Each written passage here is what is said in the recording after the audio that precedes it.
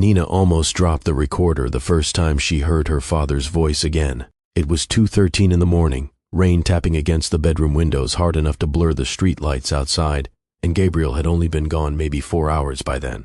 His side of the closet sat half empty, a couple hangers still swinging a little every time the air kicked on.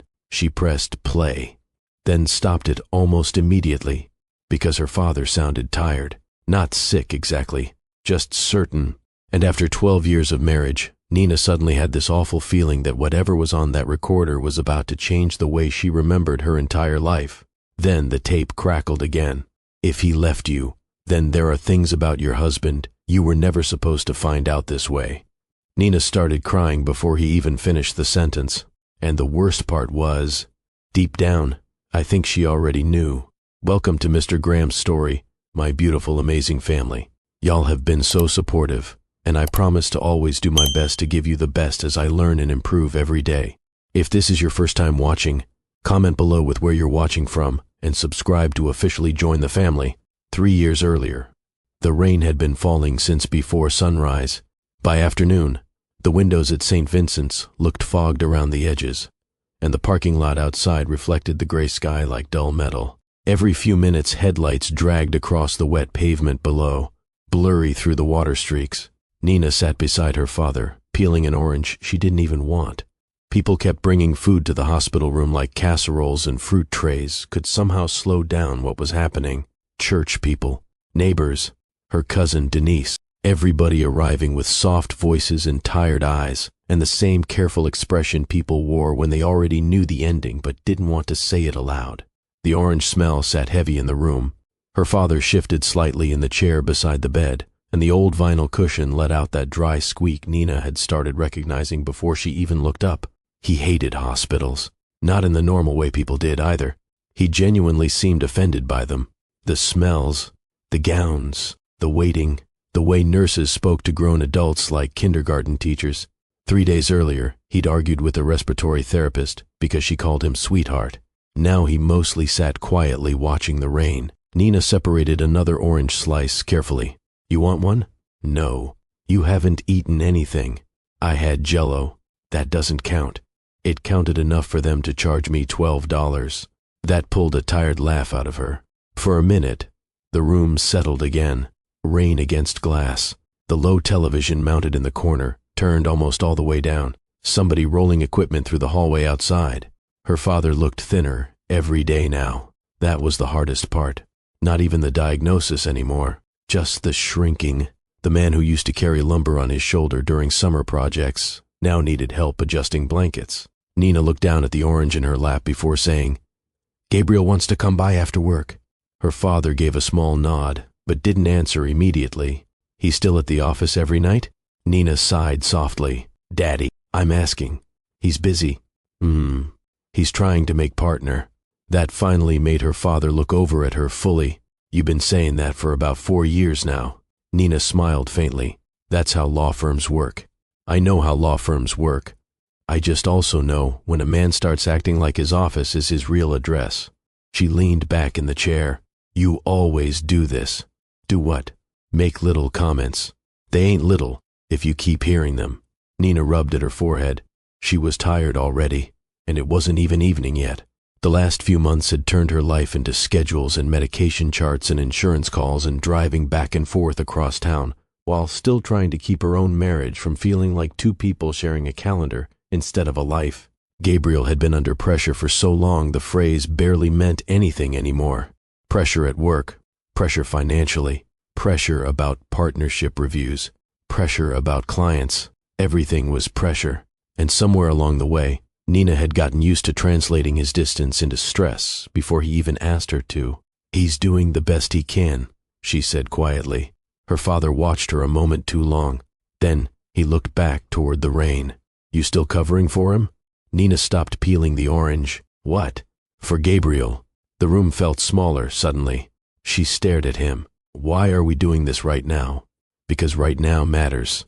He works a lot. That ain't what I asked. Nina let out a slow breath through her nose. You don't like him. I know. That's not true. It is.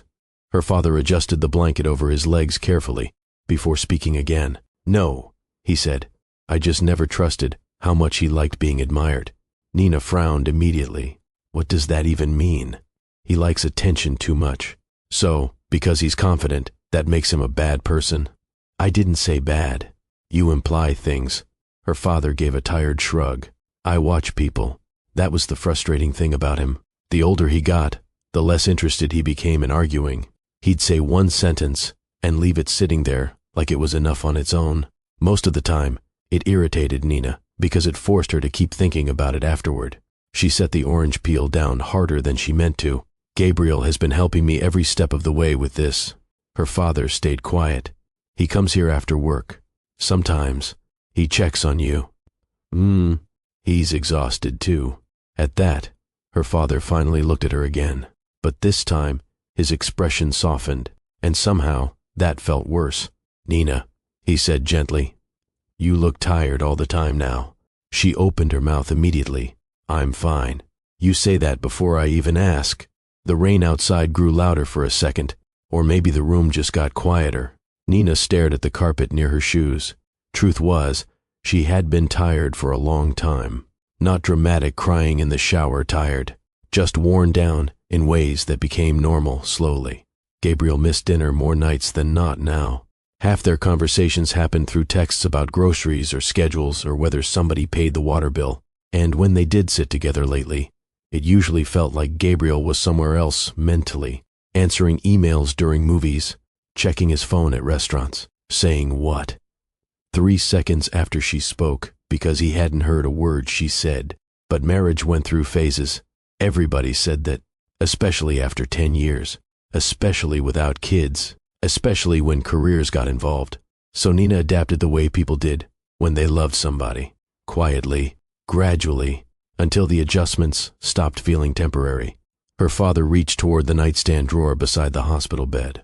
At first, Nina thought he wanted water. Instead, he pulled out a small gray digital recorder. The thing looked old even then.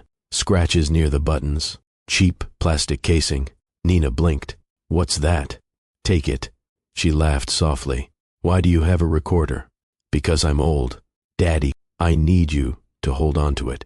She took it from him carefully, turning it over in her hand. What's on it? A voicemail. From who? Me. That made her smile despite herself. Okay. But her father wasn't smiling anymore. Something in his face changed then. Not dramatic. Just serious in a way that pulled all the air tighter inside the room. I need you to promise me something first. Nina slowly straightened in the chair. If Gabriel ever leaves you, he paused to catch his breath, or betrays you badly enough that you can't ignore it anymore, then you listen to this. She stared at him immediately. What? Promise me. Daddy? Promise me. Nina actually looked toward the door, like maybe a nurse would walk in and interrupt this conversation before it got stranger. Why would you even say something like that? Because I know people. You barely even know Gabriel. A dry little smile crossed her father's face. I know men.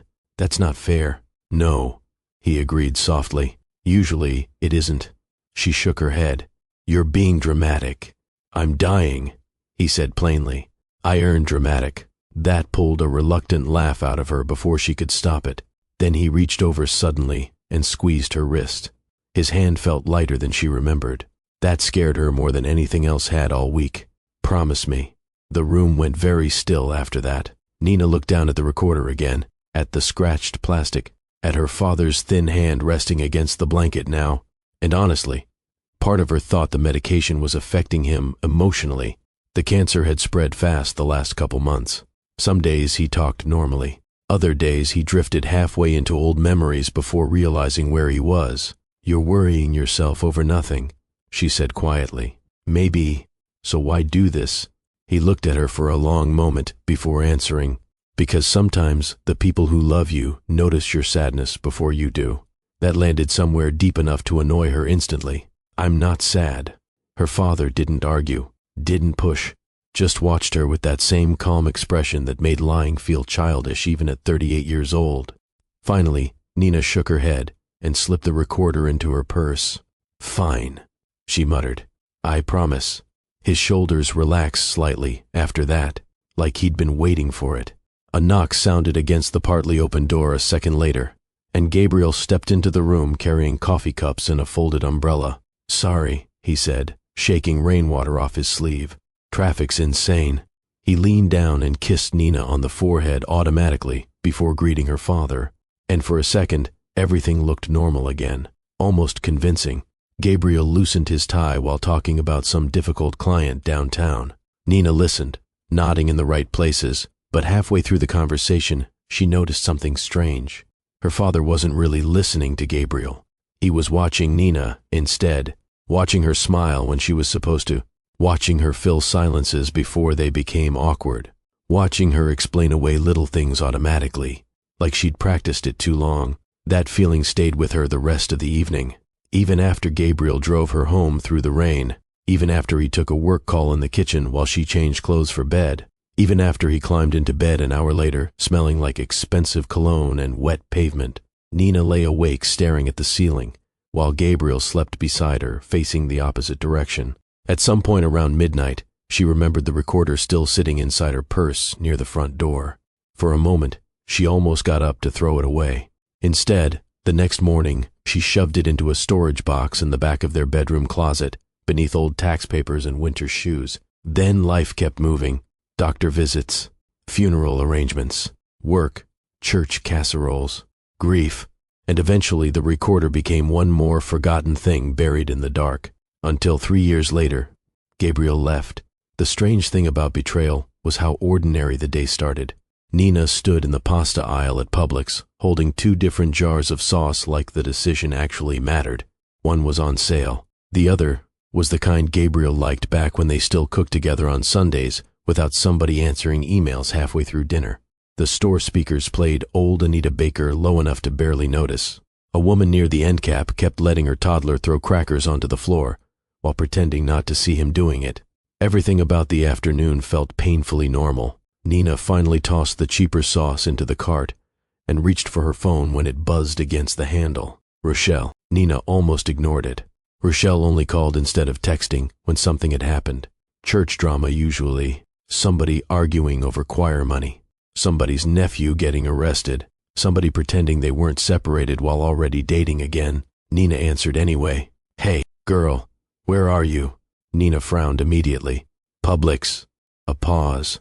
Then Rochelle lowered her voice. "Nina, I think I just saw Gabriel." Nina kept pushing the cart slowly. "Okay? With somebody." Another few feet passed before the words fully settled. Nina stopped walking. "What do you mean with somebody?" "I wasn't sure at first," Rochelle said quickly. "That's why I almost didn't call you. I thought maybe it was work or something."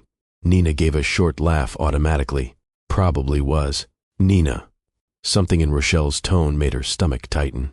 Not gossip, not excitement. Pity, real pity. Nina adjusted her grip on the cart handle. "Where are you?" "Down by the riverfront." "At the law offices?" "No. At Bellamy's." Nina frowned harder. Bellamy's wasn't near Gabriel's office. It was one of those expensive downtown restaurants people used for anniversaries and apology dinners. Gabriel had taken her there twice in 12 years, both times after major arguments. "What exactly did you see?" Nina asked carefully. Rochelle hesitated too long. "They kissed." The words didn't register right. Nina actually looked around the grocery store, like maybe Rochelle was talking about somebody nearby instead of her husband. "No," she said immediately. "You probably saw wrong. I know what Gabriel looks like. He could be meeting a client." Nina, that tone again, soft, careful, like somebody approaching a wounded animal. And suddenly, Nina hated her for calling, hated the whole conversation, because once another person said something aloud, you couldn't push it back into suspicion anymore. "What does she look like?" Nina asked before she could stop herself. "Blonde. Younger maybe. Pretty." Nina swallowed. She could still be a client. Rochelle didn't answer. And honestly, that silence hurt more than if she'd argued. Nina stared at the shelves in front of her without seeing them. Somewhere nearby, glass bottles clinked together while an employee stocked inventory. Her chest started feeling tight in a slow, creeping way. Not panic exactly, more like her body recognizing something before her brain agreed to it. "I gotta go," she said quietly. "Nina, I'll call you later." She hung up before Rochelle could say anything else. Then she stood there another full minute beside the pasta sauces, while people pushed carts around her like normal life hadn't tilted sideways. Part of her wanted to go home immediately. Part of her wanted to call Gabriel and ask directly. But another part, the part she trusted least, already knew she needed to see for herself. Because lately, there had been moments, little moments. Gabriel showering the second he got home, turning his phone face down more often, smiling at messages without explaining why, leaving rooms to take calls. Nothing dramatic on its own. That was the dangerous thing. Most betrayals didn't arrive all at once. They built slowly around your denial, until eventually the truth barely had space left to enter. Nina pushed the cart toward checkout in a daze. She forgot half the groceries she came for. Outside, the Alabama heat hit her immediately, heavy and damp from rain earlier that morning. She loaded the bags into the trunk mechanically before climbing into the driver's seat. Then, she just sat there. Maybe Rochelle misunderstood. Maybe Gabriel really was with a client. Maybe Nina was about to embarrass herself over nothing. Her phone lit up suddenly. Gabriel. For one terrible second, her heart lifted. See? There's the explanation. She answered immediately. Hey, he said distractedly. You at the store? Yeah. You mind grabbing coffee creamer? I forgot this morning. In the background, she heard restaurant noise, silverware, conversation, a woman laughing faintly somewhere nearby. Nina gripped the steering wheel tighter. You're still working? Unfortunately, he sighed dramatically. This whole Henderson case is turning into a nightmare. Nina closed her eyes briefly. How much longer? Probably another couple hours. Smooth, easy, like breathing. I'll see you tonight, okay? He said, okay, love you. There was no hesitation. That was the part she remembered later. How naturally he said it. Love you too. The line disconnected. Nina sat frozen afterward, staring through the windshield while her pulse hammered unevenly. Then slowly, almost against her own will, she started the car. The drive downtown took 20 minutes. Traffic crawled near the bridge crossing the river, giving her too much time to think. Every red light became another opportunity to turn around. Every mile made her feel more ridiculous. What kind of woman drove across town to spy on her husband because of one phone call? But beneath the embarrassment sat another feeling she didn't want to name. Fear. Not fear of Gabriel cheating. Fear that deep down, she wouldn't actually be surprised.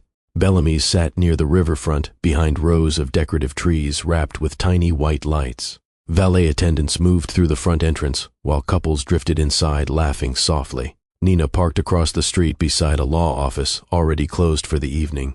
For a second, she couldn't move. The steering wheel felt slick beneath her hands. Maybe leave now. Maybe protect yourself from this. But then she looked up toward the restaurant windows and saw him immediately. Gabriel. He sat near the back corner, laughing at something across the table. Actually, laughing. Not the polite work laugh Nina heard at networking events. A real one. Loose. Comfortable. It hit her so hard because she realized she hadn't heard that version of him in years. The woman sitting across from him leaned forward while talking. Blonde hair tucked behind one ear. Young enough that Nina immediately became aware of every gray strand she forgot to color lately. One of her hands rested near Gabriel's wrist casually, like she'd already been there before. Nina stared through the windshield so long, her eyes started burning. Still, part of her searched desperately for another explanation. Co-workers flirt sometimes. Maybe this was emotional but not physical. Maybe. Then Gabriel leaned across the table and kissed her. Not quickly, not guiltily, comfortably, like repetition. Nina stopped breathing. The world outside the windshield suddenly looked distant and strange, like she was watching somebody else's life happen from underwater. A horn blared behind her. The traffic light had changed. She hadn't noticed. Nina pulled forward automatically before parking farther down the block. Her hands shook while turning off the engine. Still no tears. That surprised her later. Movies lied about moments like this. There was no dramatic breakdown. Mostly she just felt cold and embarrassed and unbelievably tired all at once. She sat there another 10 minutes watching people enter and leave Bellamy's. At one point, Gabriel touched the woman's lower back while walking her toward the exit hallway. Small gesture, casual, intimate enough to tell Nina everything she needed. By the time she drove home, sunset had started fading behind thick clouds again. The house looked exactly the same as always when she pulled into the driveway. Wind chimes near the porch, moving softly. Neighbor's dog barking somewhere down the street. Nothing outside reflected what had just happened. Inside, she unloaded groceries carefully and put them away one item at a time because concentrating on simple tasks felt safer than thinking. Pasta sauce, creamer, bread, tomatoes. Her body moved, while her mind stayed frozen downtown, staring through restaurant glass. At some point, she realized she was still holding the coffee creamer Gabriel asked for, and suddenly, she had to grip the kitchen counter to steady herself, because even after kissing another woman, he still remembered the creamer. That woman, he still remembered the creamer. That tiny normal detail broke something in her worse than the affair itself. By 9:30, the house was dark, except for the kitchen light. Nina sat at the table listening to the refrigerator hum. Then headlights swept across the front windows. Gabriel was home. Gabriel came through the front door carrying takeout containers and talking before he even fully stepped inside. You would not believe traffic tonight. The smell hit first. Garlic, grilled chicken, the lemon rice he always ordered from the Greek place near downtown. He kicked the door shut with his heel and loosened his tie one-handed. "Hey," he called casually, "you eat yet?" Nina stood in the kitchen doorway, watching him. For a second, she wondered if he'd notice immediately.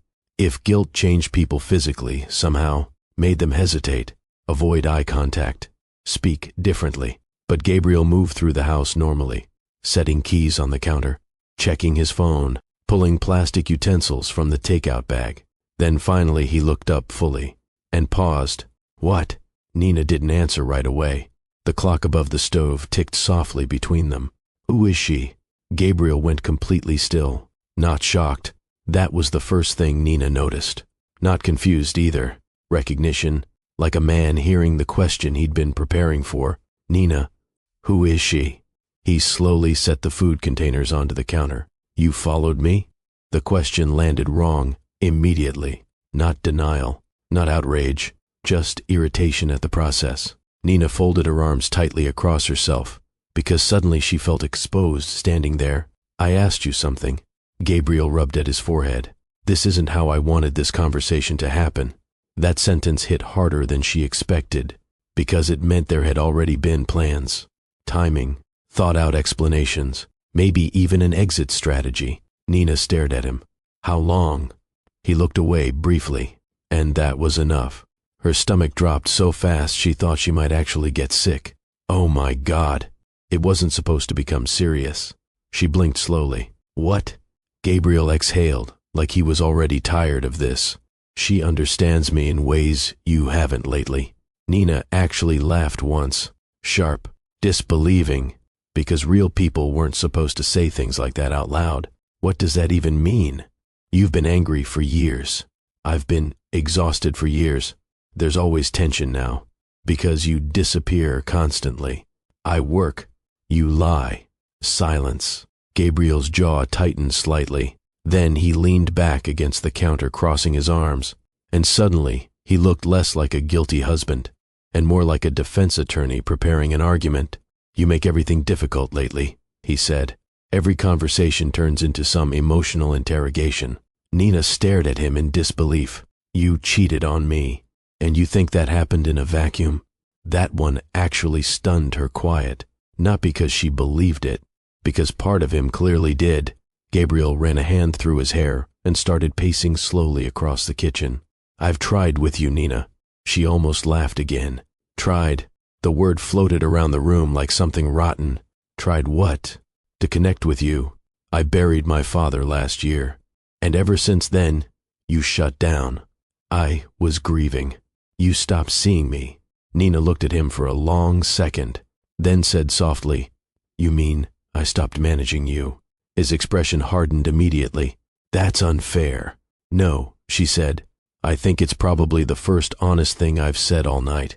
The air between them felt strange now, not explosive. Worse, controlled, like two people standing inside the ruins of something before either of them fully admitted it collapsed already. Gabriel looked exhausted, more than guilty. That hurt too, because exhausted meant this conversation had been happening privately inside him for a long time already. How long? She asked again. This time he answered, 8 months. Nina looked down immediately, not dramatically, just instinctively, because 8 months was long enough to survive holidays, birthdays, family dinners, church services, her father's death anniversary. 8 months of being touched by someone who already belonged somewhere else emotionally. You said you loved me this afternoon. Gabriel rubbed his face. I do care about you.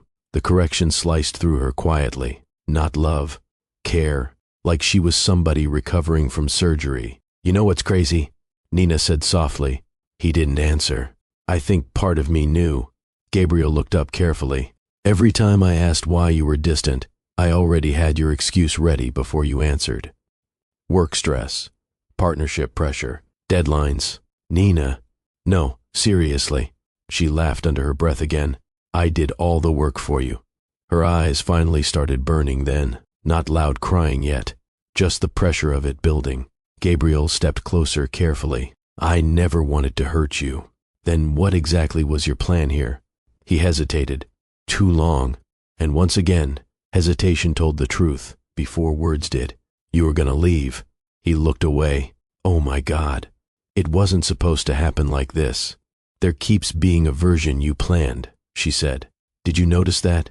Gabriel's patience finally cracked slightly, because I was trying to avoid destroying you. That made her genuinely angry for the first time. Destroying you, like he was discussing property damage. Nina took a step toward him. You brought another woman into our marriage for almost a year.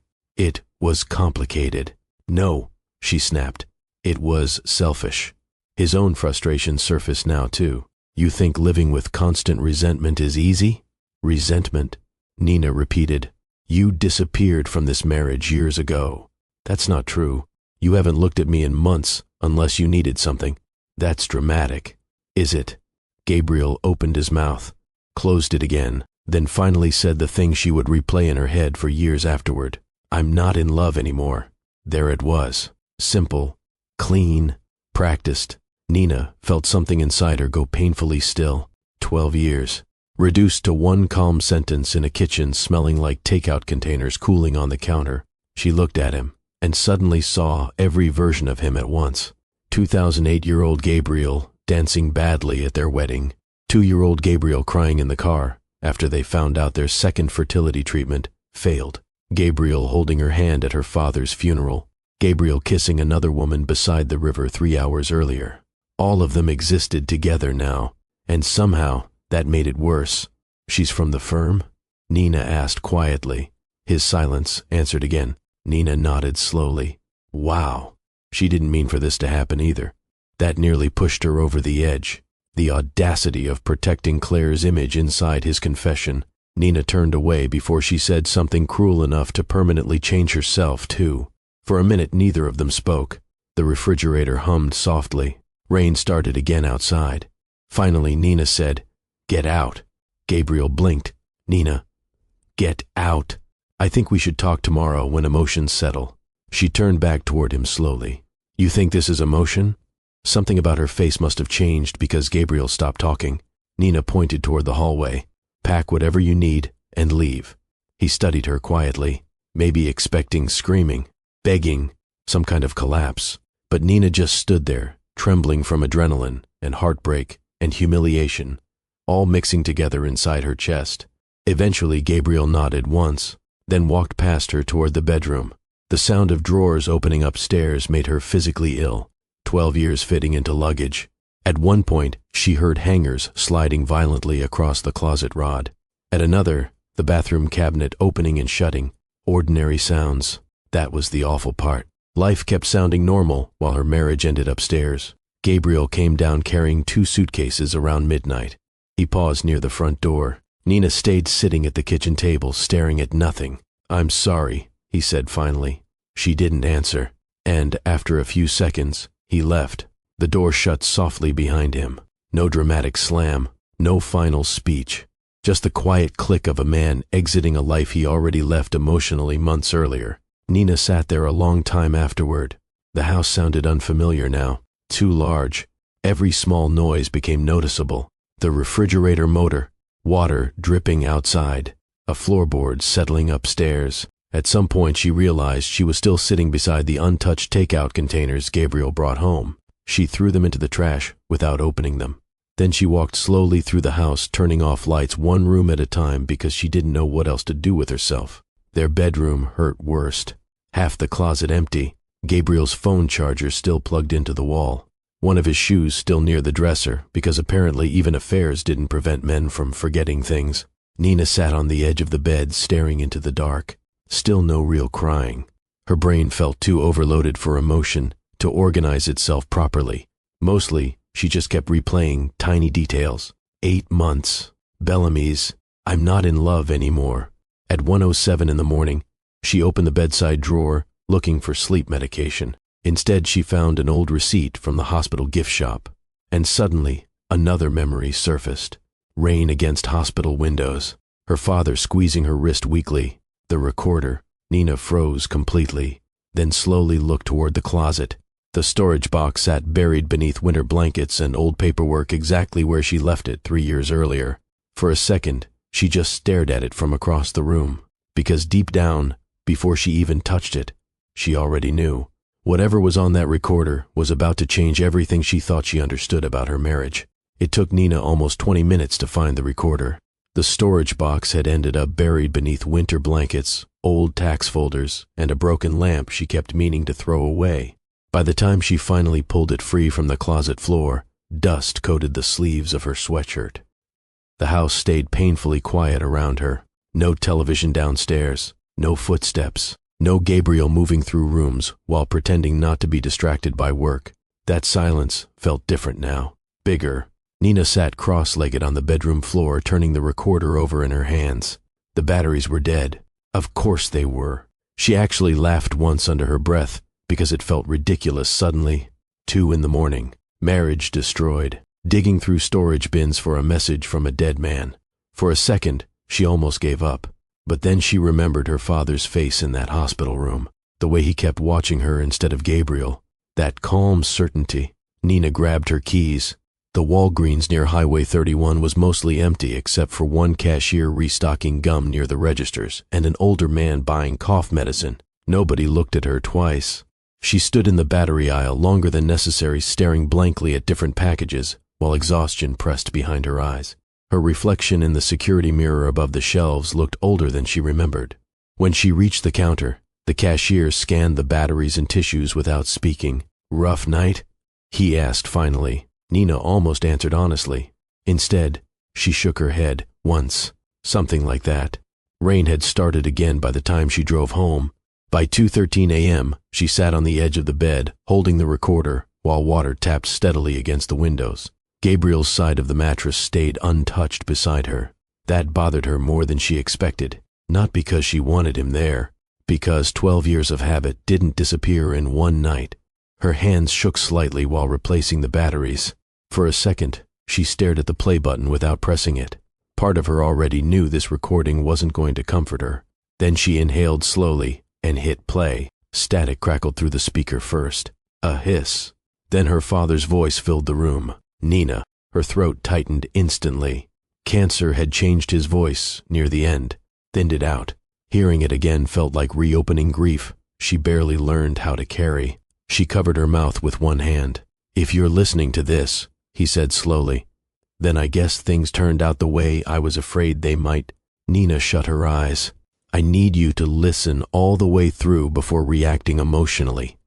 And I know that's difficult for you." Despite everything, she almost smiled.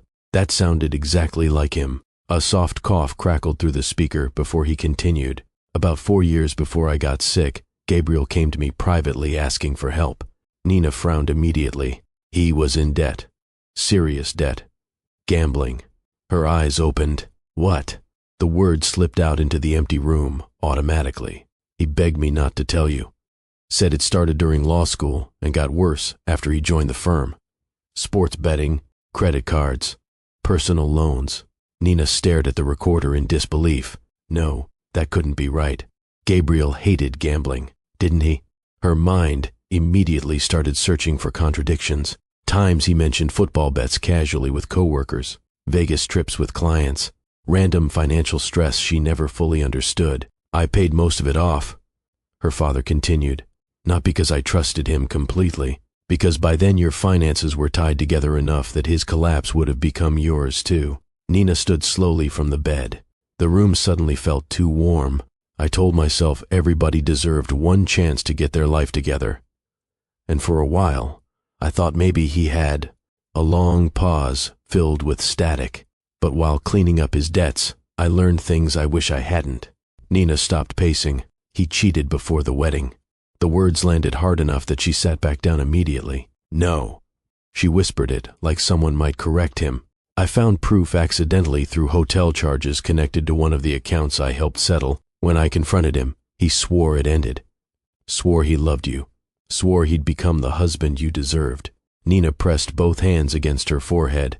Memories started moving differently in her head now. Their engagement, Gabriel crying during his vows, her father watching him during the reception with that unreadable expression she never understood at the time.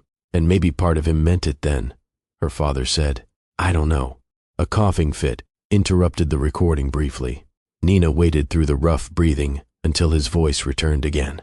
But I also realized Gabriel was ambitious in a dangerous way. She looked up slowly. He liked status too much. Liked admiration. Liked access.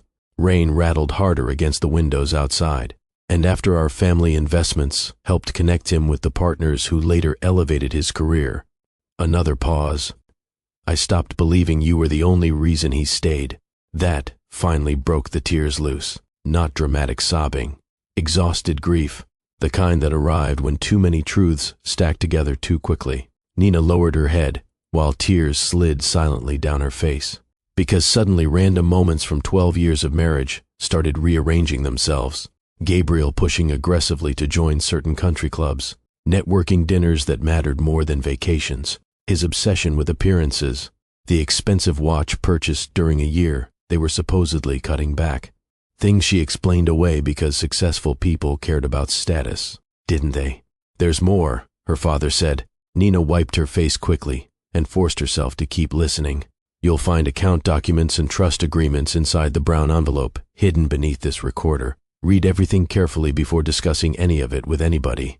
Her eyes shifted immediately toward the storage box still sitting open near the closet. A brown envelope rested near the bottom, still sealed. A large portion of Gabriel's financial stability during the early years of your marriage came through family trust structures tied to your mother's inheritance. Legally protected. Carefully protected. Nina stared at the envelope harder. He never fully understood how those assets were arranged. Her breathing slowed, not from calm, from focus. If Gabriel stayed loyal, her father continued, none of this would have mattered. But if he abandoned you, then you deserved the truth before he convinced you to feel guilty for protecting yourself. Nina reached for the envelope, but stopped halfway. Her father's voice softened. Then, Nina, listen carefully now. She closed her eyes again. You are too forgiving with people who mistake your patience for weakness. Tears rolled harder. You learned that from your mother. Loving hard runs deep in this family. The recording crackled softly. But love without honesty eventually becomes permission. Nina lowered her head. And if this marriage ended because he betrayed you, then stop protecting a man who stopped protecting you a long time ago. The recording clicked off. Silence swallowed the room immediately afterward. Nina sat, completely still, rain against glass. Her own breathing, the distant hum of the refrigerator downstairs. That was all. She looked around the bedroom slowly, like she was seeing it differently now. Gabriel's side of the closet. His books still on the shelf. The framed beach photo from Gulf Shores sitting near the dresser. 12 years suddenly filled with gaps she didn't know existed. And maybe the hardest part wasn't the cheating. It was realizing her father saw pieces of the truth years before she did. Not because he was smarter, because he was willing to look directly at things Nina kept softening with love. Nina finally reached for the brown envelope. Her hands trembled slightly while opening the seal. Inside sat stacks of paperwork organized carefully with handwritten notes clipped to certain sections. Trust agreements, property structures, investment accounts, financial transfers. Her father had prepared all of this while dying, prepared for the possibility that one day she would need protection from her own husband. Nina swallowed hard. Then she noticed another folder near the bottom, labeled in black ink, Firm Accounts. A cold feeling moved slowly through her chest. She opened it carefully, and before she even finished the first few pages, she realized her father hadn't only been worried about Gabriel cheating. He'd been worried about what kind of man Gabriel truly was. Nina barely slept after that. By sunrise, paperwork covered half the bed, trust documents stacked beside bank records, handwritten notes from her father clipped neatly to certain pages. Legal language she only half understood at first, but kept rereading anyway, because every new detail made the marriage feel stranger. Gabriel texted once around 8:30. "We should talk calmly later." Nina stared at the message until the screen dimmed. Then she set the phone face down without answering. For most of the morning, she moved through the house in a fog, coffee growing cold beside her, rain clouds hanging low outside. Every so often she'd stop reading paperwork and drift into old memories, trying to measure what was real and what only looked real afterward. Around noon, Denise called. "You okay?" "No." "Good. I'd be worried if you said yes." That pulled the smallest breath of laughter out of Nina. Denise had always talked like that, direct enough to sound rude, until you realized it came from love. "You eat anything?" "Not hungry." "Well, force yourself." Sad people always think starvation is personality development. "Denise, I'm serious."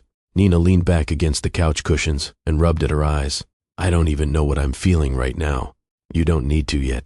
That answer stayed with her after the call ended, because everybody else already seemed ready to define the situation. Cheating husband, broken marriage, public humiliation. But Nina still felt stuck somewhere between shock and understanding, like her mind hadn't caught up to her life yet. By Friday afternoon, the town had started talking.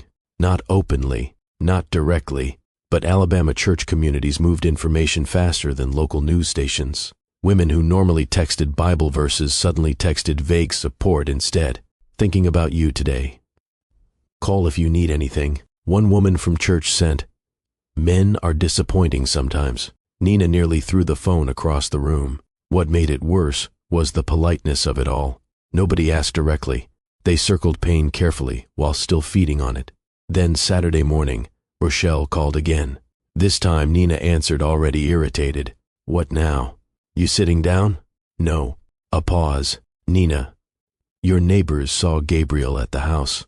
Her stomach tightened immediately. "What do you mean at the house?" "He brought her there." Nina stopped moving. "When?" "This morning." Another silence. Then Rochelle added carefully, apparently they were outside by the mailbox laughing about something. The humiliation hit hotter than the heartbreak this time, because the house still smelled like Gabriel's cologne upstairs, because she still hadn't even fully processed the affair. And now Claire was standing in her driveway, like she belonged there. Nina closed her eyes hard. "I shouldn't have left. You needed somewhere else to breathe." After Gabriel moved out, Denise convinced Nina to stay at her guest room temporarily, instead of sitting alone in the house spiraling every night. At first, Nina resisted. Then the second night alone in that bedroom broke her down enough to leave. Now she regretted it immediately. "That woman's got nerve," Rochelle muttered, but Nina barely heard her. All she could picture was Claire standing near the front porch, smiling comfortably in a space built from 12 years of shared life. "What's wrong with people?" Rochelle asked. Nina finally answered softly, "I think they convince themselves they're the exception." That afternoon, she drove back to the house alone, not dramatically, no angry music playing, no emotional confrontation rehearsed in the car. Mostly, she just felt tired. The neighborhood looked painfully normal when she pulled into the driveway. Kids riding bikes 2 houses down, somebody mowing grass, wind moving softly through the trees near the mailbox, where Claire had apparently stood laughing hours earlier. Inside, the house looked mostly untouched. But once Nina slowed down enough, she noticed small differences. A wine glass in the sink that wasn't hers, a throw blanket folded differently on the couch, and then, in the kitchen trash can, a receipt from Bellamy's. Nina stared at it a long moment before throwing the entire trash bag away. She walked upstairs afterward and stood inside the bedroom doorway. Gabriel's side of the closet looked emptier now, but not fully empty, because affairs never removed people all at once. They left traces behind slowly. Old cufflinks, a forgotten sweatshirt, receipts stuffed into drawers. Nina sat on the edge of the bed and suddenly remembered something Monica from church said years ago during a women's retreat. Sometimes God removes people from your life because you were trying too hard to keep them there. At the time, Nina thought it sounded wise. Now it mostly sounded exhausting. By Sunday, the church knew. Nobody officially announced it, obviously, but church gossip had its own ecosystem.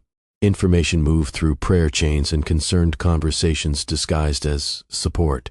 Bible study felt unbearable. Women hugged Nina too carefully now. Men avoided eye contact completely or overcompensated with friendliness. One older woman grabbed Nina's hand near the coffee station and whispered, "You keep your dignity, baby," which immediately told Nina exactly how much people were already saying behind her back. Then came the part that truly stunned her. Gabriel showed up like normal, not ashamed, not hiding, just calm, pressed shirt, clean shave, speaking to people like his life wasn't actively collapsing. At one point, Nina watched him shake hands with Deacon Lewis near the sanctuary doors while both men smiled politely. Something about that image bothered her more than she expected, because it reminded her how easily charming people survived socially, especially men. After service ended, Gabriel approached her near the parking lot. "Nina." She kept gathering things into her purse without looking up. "What?" "We need to handle this privately." She looked at him then. "Privately? You know what I mean." "No, I actually don't." His expression tightened slightly. "People are talking. You brought your girlfriend to our house." "Our house," he corrected automatically. Nina stared at him, and in that exact moment, something became painfully clear. Gabriel genuinely believed himself. That was the dangerous thing. People always imagined selfish people moved through life, knowingly selfish. Most didn't. Most rewrote events in real time until they became victims inside stories they created themselves. "You think I'm embarrassing you?" she asked quietly. "You're making this harder than it needs to be." Nina almost laughed. Harder. Like the affair itself had been the easy version somehow. "Her name is Claire," he said suddenly. "I don't care. She didn't break up this marriage." Nina blinked slowly at him. "You did." Gabriel lowered his voice. "You've been unhappy for years. You keep saying that, like it excuses betrayal. It explains things." "No," Nina said. "It explains you." For a second, his mask slipped. Not guilt, annoyance. Like he was frustrated, she refused to follow the version of events he prepared. "You always turn everything into conflict," he muttered. That finally did make her laugh. Because for years, Nina avoided conflict constantly, smoothed over arguments, translated his moods, protected his image at family gatherings. Even now, part of her still wanted to lower her voice so people nearby wouldn't hear. And suddenly she understood how dangerous that habit had become. Gabriel stepped closer. "I'm trying to be respectful here. You brought another woman into my home. Our marriage was already another woman into my home. Our marriage was already over. You forgot to mention that to me." His jaw tightened. Then he exhaled sharply and walked away before the conversation could continue. Nina stood there watching him greet another church member like nothing happened. And honestly, that was the moment humiliation started turning into clarity, because up until then, part of her still saw Gabriel as emotionally conflicted, a flawed man who made terrible choices. But standing there in that church parking lot watching him protect his comfort more fiercely than anyone else's pain, Nina realized something simpler. Gabriel expected forgiveness automatically, not because he earned it, because he was used to her absorbing consequences quietly. That realization followed her home. So did the paperwork. Late Sunday night, she spread the trust documents across the dining room table again and forced herself to read slower this time. Her father had been meticulous. The house itself sat protected inside a family trust established years before Nina even met Gabriel. Inheritance money from her mother's side funded the down payment and much of the early mortgage structure. Gabriel contributed financially afterward, yes, but legally, things were far more complicated than he realized. And according to handwritten notes clipped throughout the paperwork, Gabriel never bothered reviewing most of the details carefully. He assumed, the way certain men assumed homes eventually belonged to them by default. Nina sat very still after that realization. Then she opened the folder marked Firm Accounts again. This time she paid closer attention. At first, the documents looked boring. Transfer logs, settlement records, account summaries. But patterns started appearing once she slowed down. Money moving temporarily through secondary accounts before redistribution. Small amounts, then larger ones. Dates circled in red ink.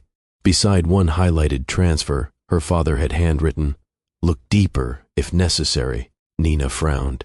She wasn't a lawyer. She barely understood half the terminology. Still, something about the records felt wrong, carefully wrong. Like someone smart believed small dishonesty stopped counting if hidden inside complicated paperwork. She leaned back slowly in the chair, then looked around the empty house. Gabriel thought she was weak, not openly maybe, but fundamentally. He mistook patience for passivity, grief for helplessness, love for blindness. And sitting there alone at 2 a.m, surrounded by documents her dying father prepared years earlier, Nina realized something that scared her a little. Gabriel had absolutely no idea who he was divorcing anymore. Nina hired Monica Reed the following Tuesday. Denise actually found her first. "You need somebody mean," she said over coffee that morning. "I don't need mean." "Yes, you do. You've spent 12 years being reasonable.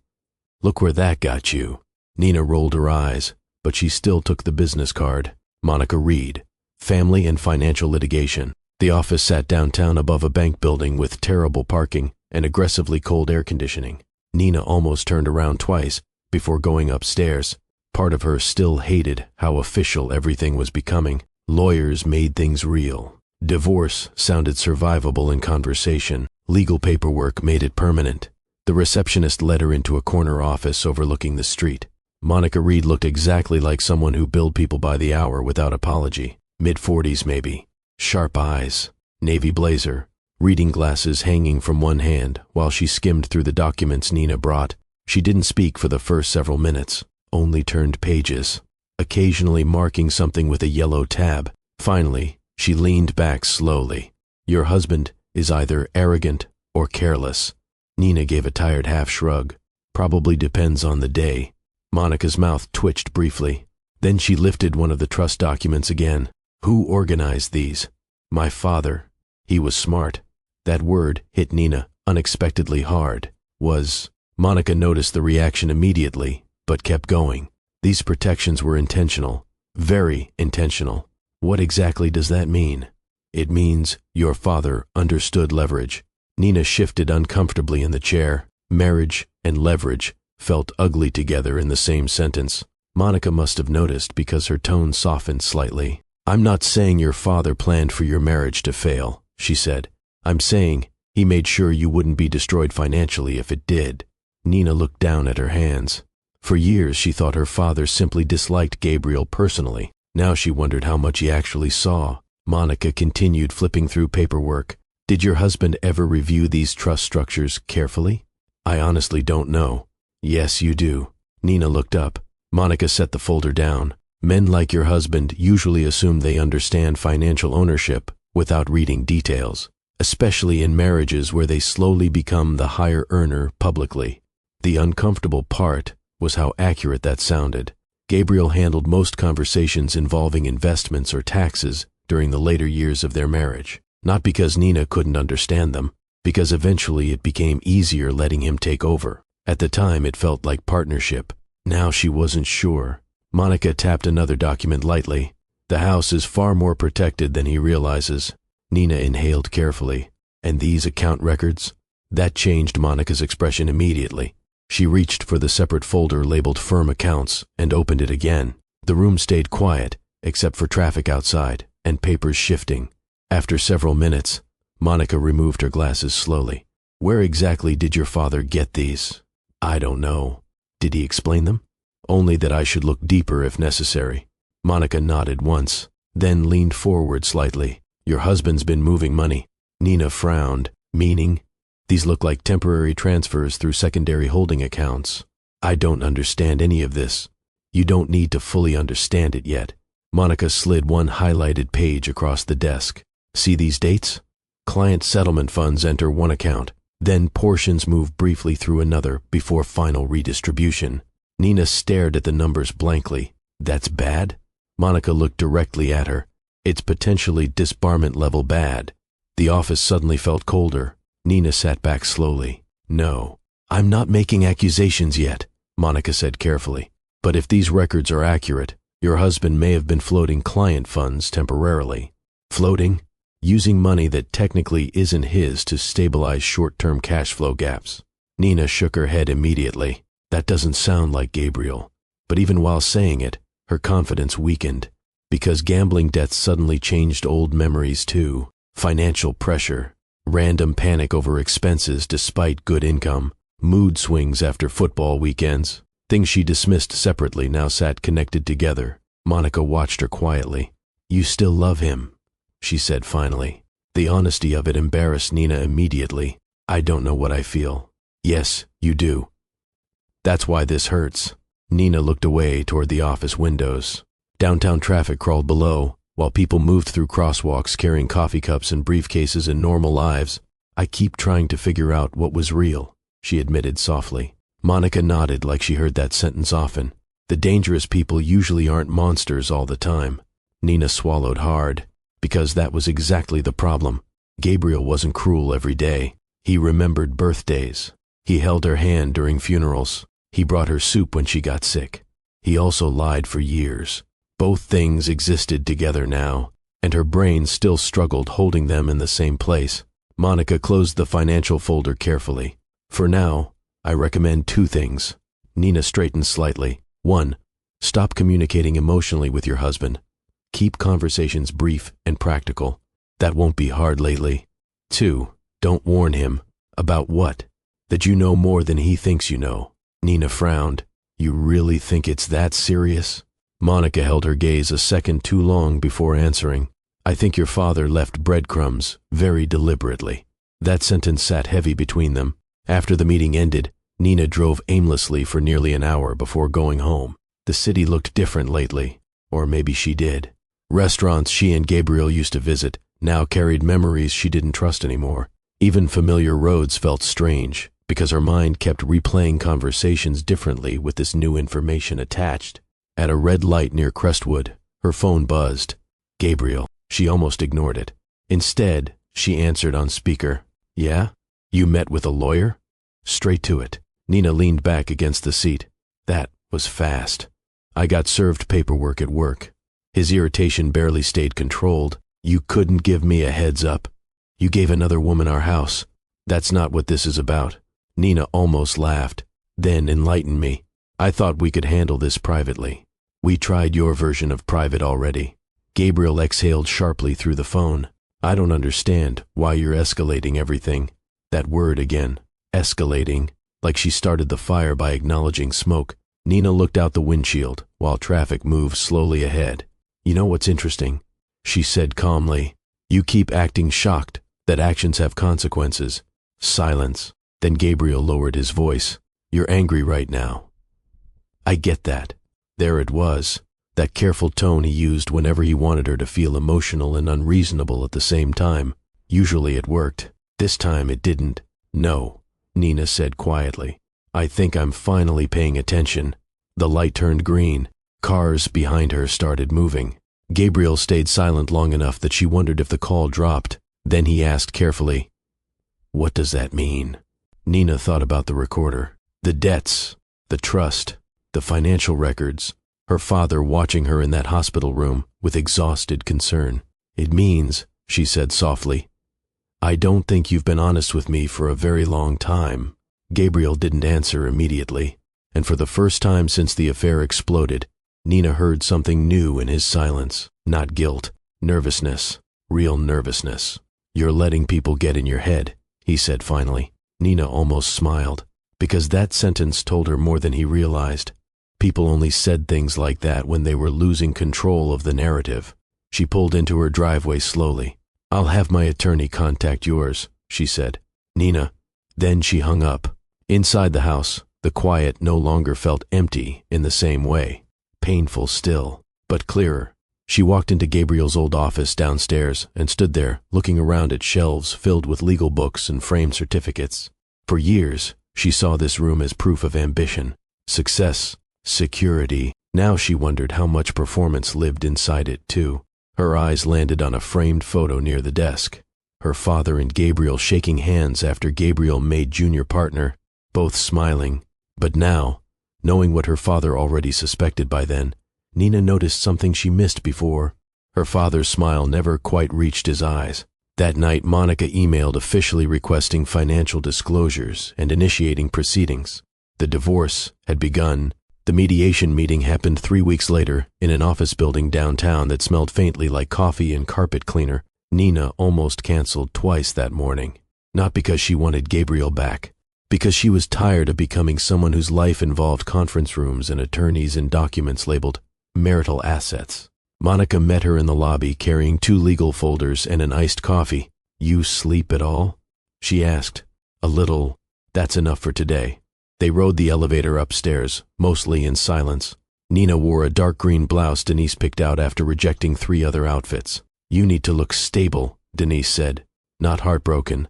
Men weaponize heartbroken." At the time, Nina rolled her eyes. Now, standing outside the mediation office, she understood exactly what Denise meant. Gabriel was already there. He stood near the reception desk talking to his attorney, with the same calm professional posture he used at networking events. Tailored gray suit, expensive watch, hair perfectly trimmed, like none of this had touched him yet. Then Nina noticed Claire sitting farther down the hallway, scrolling through her phone, trying very hard not to look uncomfortable. Nina's stomach tightened briefly, but the feeling passed faster than she expected. Claire glanced up once. Their eyes met for half a second. Then, Claire looked away first. Interesting. Gabriel turned after noticing the silence shift. "Nina." His tone stayed neutral. Too neutral. Like they were co-workers meeting before a difficult presentation. "Gabriel." Monica stepped forward immediately, before the conversation could become personal. "Counsel's already inside," she said. Gabriel nodded once. No apology. No acknowledgement of Claire sitting 20 feet away, while his marriage dissolved. And honestly, that told Nina more than any dramatic confrontation could have. Inside the conference room, everything felt aggressively controlled. Cold bottled water lined the center of the table. Legal pads stacked neatly beside pens nobody used. A fake landscape painting hung on the wall, trying too hard to calm people already preparing for battle. Gabriel's attorney introduced himself politely. Too politely. The kind of polished Southern professionalism that sounded pleasant, while quietly calculating damage. They started with property discussions first. Standard language, asset division, temporary agreements. Gabriel spoke carefully throughout most of it, leaning back in his chair like a man trying to project calm authority. "We both want this resolved respectfully," he said at one point. Nina almost looked around the room to see who exactly we included. Monica remained mostly quiet during the first 20 minutes, taking notes while Gabriel's attorney proposed selling the house and dividing proceeds evenly. Then, Gabriel spoke directly for the first time. "The cleanest solution is probably liquidation." Liquidation, the word hit Nina strangely, like their marriage had become a failed business merger. Monica finally closed her folder. "We won't be agreeing to that." Gabriel's attorney folded his hands. "And why is that?" Without rushing, Monica slid copies of the trust documents across the table. The atmosphere changed almost immediately. Gabriel frowned while scanning the first few pages. "What is this?" Monica's voice stayed calm. "The home exists primarily under protected family trust ownership tied to Mrs. Carter prior to marriage." Gabriel looked up sharply. "That's not accurate." "It is." "No. I paid that mortgage for years." "You contributed," Monica corrected. "That's legally different." Gabriel turned pages faster now. Nina watched the confidence in his face shift slightly for the first time since entering the building. Not panic yet. Confusion. "How did I never see these?" Monica answered before Nina could. "Because you never requested full review during restructuring." Gabriel looked toward Nina immediately then, like she intentionally hid something, which almost made her laugh, because for years, Gabriel handled financial conversations while she trusted him to understand everything better. Now suddenly he was angry about details he never bothered learning himself. His attorney adjusted in his chair carefully. "We may need additional time reviewing these materials." "Take all the time you need," Monica said. The room stayed tense after that. Gabriel stopped sounding composed. Small irritation started slipping into his voice whenever Monica challenged something. At one point, he leaned toward Nina directly. "You knew about this?" She met his eyes calmly. "No." "Then where'd this come from?" "My father." That answer landed hard. Gabriel leaned back again slowly, and for a brief second, Nina saw something unfamiliar cross his face. Not anger, unease, because now her father's suspicions weren't buried in old conversations anymore. They were sitting legally documented across a conference table. The meeting only got worse from there. Monica brought up financial disclosures next, business accounts, investment movement, secondary holding transfers. Gabriel's attorney interrupted quickly. "Those matters are unrelated to the marital dissolution." "Potentially," Monica replied smoothly, "depending on where the investigation leads." Gabriel's head snapped toward her immediately. What investigation? Nobody answered right away. Nina watched the silence hit him before the words did, and suddenly she realized something important. Gabriel still thought he controlled the narrative. He assumed this would stay emotional, messy, maybe, publicly awkward, but manageable. He had no idea Monica was already examining financial records connected to his firm accounts. Gabriel's composure cracked slightly after that. His responses shortened. His jaw stayed tight. Even Claire noticed something was wrong when he stepped into the hallway midway through the meeting. Nina saw her sit straighter immediately while Gabriel spoke sharply under his breath near the elevators. When he returned, his entire energy had changed. More defensive now, less polished. The meeting ended without agreement, nearly 2 hours later. Gabriel's attorney requested additional review time. Monica agreed calmly while organizing her paperwork. Everybody stood slowly, chairs scraping softly against the floor, professional smiles returning artificially, but the tension followed them into the hallway anyway. Claire stood the second Gabriel approached. "You okay?" she asked quietly. Gabriel ignored the question completely. Interesting again. Nina gathered her purse while Monica finished speaking with opposing counsel near the doorway. Then she headed toward the parking garage elevator alone. Halfway there, she heard footsteps behind her. "Nina." She kept walking. "Nina, hold on." Gabriel caught up beside her near the elevator doors. Up close, he looked different than earlier. Not disheveled, but strained around the edges. "You're escalating this unnecessarily," he said under his breath. The elevator dinged open. Neither of them moved. Nina looked at him calmly. "You keep using that word, because this doesn't need to become hostile. You cheated on me. That's not what I'm talking about." "No," she said. "I know." The elevator doors closed again beside them. Gabriel lowered his voice further. "You're letting Monica turn this into a war." Nina almost smiled at that. Because 6 months ago, that sentence probably would have worked. She would have worried about appearing bitter, emotional, vindictive. Now she only heard fear underneath it. "You lied to me for years," she said quietly. Gabriel's expression tightened. "You don't understand everything." "Then explain it." Silence. That told her enough. Cars echoed faintly through the garage below them. Somewhere nearby, a door slammed. Gabriel rubbed at his forehead with visible frustration now. "You know what your problem is?" he muttered. Nina raised an eyebrow slightly. "You always need somebody to blame." That one almost impressed her. The confidence required to say that after an affair. She studied him for a long second, then finally said the thing she didn't fully realize herself until that moment. "I don't owe you comfort anymore." Gabriel went still, because for years that was exactly what Nina provided him. Comfort, soft landings, understanding, emotional translation. Even during arguments, she usually worked harder to repair the atmosphere than he did. Now she stepped into the elevator without another word. And for the first time since their marriage started collapsing, Gabriel looked like a man realizing his usual version of Nina might never come back. The first screenshot arrived Tuesday morning at 7:14 a.m. Nina was standing barefoot in Denise's kitchen pouring coffee when her phone buzzed twice back to back. The message came from a woman at church she barely even knew well. "Girl, I thought you should see this before somebody else sends it." Underneath sat 3 screenshots from Claire's Instagram story. Nina opened them slowly. The first showed a glass of wine sitting on the kitchen island. Her kitchen island. The second was worse. Claire standing near the stove, smiling into the camera, while one of Nina's white ceramic bowls sat visible in the background. And the third one finally made Denise curse out loud from across the counter. Gabriel appeared in the reflection of the microwave behind Claire, barefoot, comfortable, at home. Nina lowered the phone carefully onto the counter. Denise stared at her. You okay? No. You want me to call somebody? Like who? Honestly, a sniper. Despite herself, Nina laughed once through her nose, then immediately felt tired again. Because this was the new rhythm of her life now, humiliation arriving in notifications before breakfast. By noon, half the church had seen the photos. Rochelle called furious. That girl's stupid. Nina leaned against the bedroom window, listening while rain drifted lightly outside again. She's 29, Rochelle continued.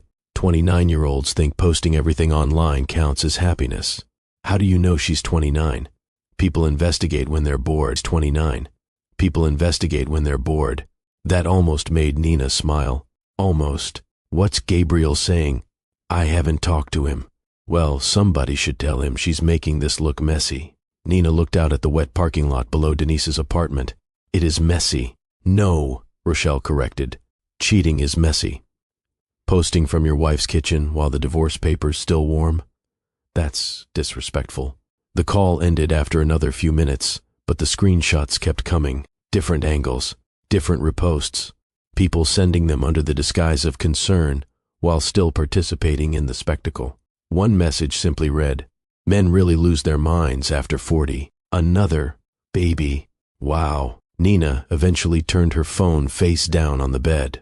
At some point, humiliation stopped feeling sharp and started feeling exhausting instead.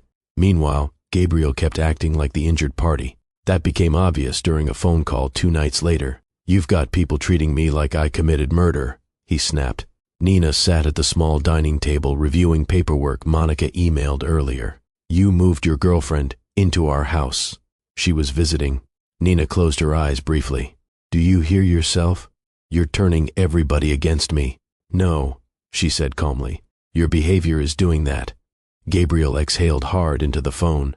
This is exactly what I mean. Everything becomes public drama with you. That sentence irritated her less than it would have before, because now she heard the strategy inside it. If Nina reacted emotionally, Gabriel framed himself as the calm, reasonable one. If she stayed calm, he pushed harder, trying to provoke guilt. For years, she never fully noticed the pattern. Now she couldn't stop seeing it. You know what's interesting? She asked quietly. What? You still talk like this happened to you. Silence. Then Gabriel lowered his voice. I made mistakes. Mistakes don't usually last 8 months. Another silence. Nina waited. Finally he muttered, You don't understand how unhappy I was. There it was again, the rewritten narrative. The version where betrayal became emotional self-defense. Nina looked down at the stack of financial documents in front of her. I think you confuse discomfort with suffering, she said. What's that supposed to mean? It means every time life stopped admiring you enough, you looked for another audience. Gabriel hung up without answering. By the following week, the bar inquiries had started quietly. Monica warned her beforehand. Don't discuss this publicly yet, she said during a meeting downtown. But the financial records are raising attention. How bad is it? Monica leaned back in her chair carefully. Bad enough that his firm's internal auditors are already nervous. Nina swallowed. Even now, part of her still struggled imagining Gabriel in genuine legal trouble, because for so many years he represented stability in her mind, confidence, intelligence, professional success. Monica slid another document across the desk. These transfers aren't random. Nina scanned the highlighted sections without fully understanding them. He was moving client settlement money temporarily through secondary accounts, Monica explained. Short-term borrowing disguised through timing gaps. That sounds illegal? Monica nodded. Very. Nina sat back slowly. Outside the office window, downtown traffic crawled through afternoon heat, while people moved normally through crosswalks carrying lunch bags and coffees. The ordinary world continuing around, catastrophic personal discoveries, felt deeply strange lately. How does somebody even start doing something like that? She asked softly. Monica considered the question a second, usually slowly. That answer stayed with Nina afterward, because cheating probably started slowly too. Tiny compromises, tiny rationalizations. Nobody woke up one morning planning to destroy their own life. They drifted there, one selfish decision at a time. Meanwhile, Gabriel's law firm had begun noticing cracks publicly. One partner reportedly confronted him after discovering irregular account timing during an audit review. Another stopped including him in client meetings temporarily, until clarification. Rumors spread fast in professional circles, especially once money became involved. Then Claire started disappearing from social media entirely. No more smiling kitchen photos. No more riverfront dinners. No more cryptic captions about finding happiness. Rochelle updated Nina constantly whether she asked or not. Apparently they had some huge fight at the country club Saturday. How would you even know that? Because married rich people gossip harder than church women. Nina rubbed her forehead. Rochelle, I'm serious. Claire supposedly found out about the financial stuff. Nina stared at the wall quietly. And apparently she didn't realize things were this messy. That word again, messy. Everybody kept using softer words for betrayal and fraud, like language itself wanted to avoid discomfort. A few days later, Gabriel called unexpectedly after midnight. Nina almost ignored it. Instead, she answered groggily. What? He sounded tired. Not angry this time. Tired. You talked to Monica today? Yes. What exactly is she telling people? Nina sat up slowly in bed. Why? Because one of the partners cornered me after a meeting. There it was, the first crack of real panic underneath his voice. They're overreacting. Nina didn't answer. Nothing's even been proven yet. Still, she stayed quiet.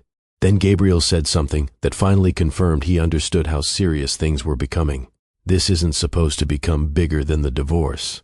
Nina looked toward the dark bedroom window. Rain tapped faintly outside again, and suddenly she remembered the version of Gabriel from years earlier sitting beside her father, Thanksgiving dinner, talking confidently about reputation being everything in law. At the time, she thought he sounded ambitious. Now she realized he sounded afraid even then. You should probably talk to your attorney, she said calmly. Nina. Then she hung up. The next morning, Monica called before 9. They've opened a formal review. Nina closed her eyes briefly. The room stayed silent around her. What happens now? That depends how much they find. After the call ended, Nina sat alone for a long time staring at her coffee growing cold beside the couch. She expected satisfaction eventually, vindication maybe. Instead, everything felt heavier. Because once you truly saw someone clearly, you also had to confront how long you ignored pieces of them while calling it love.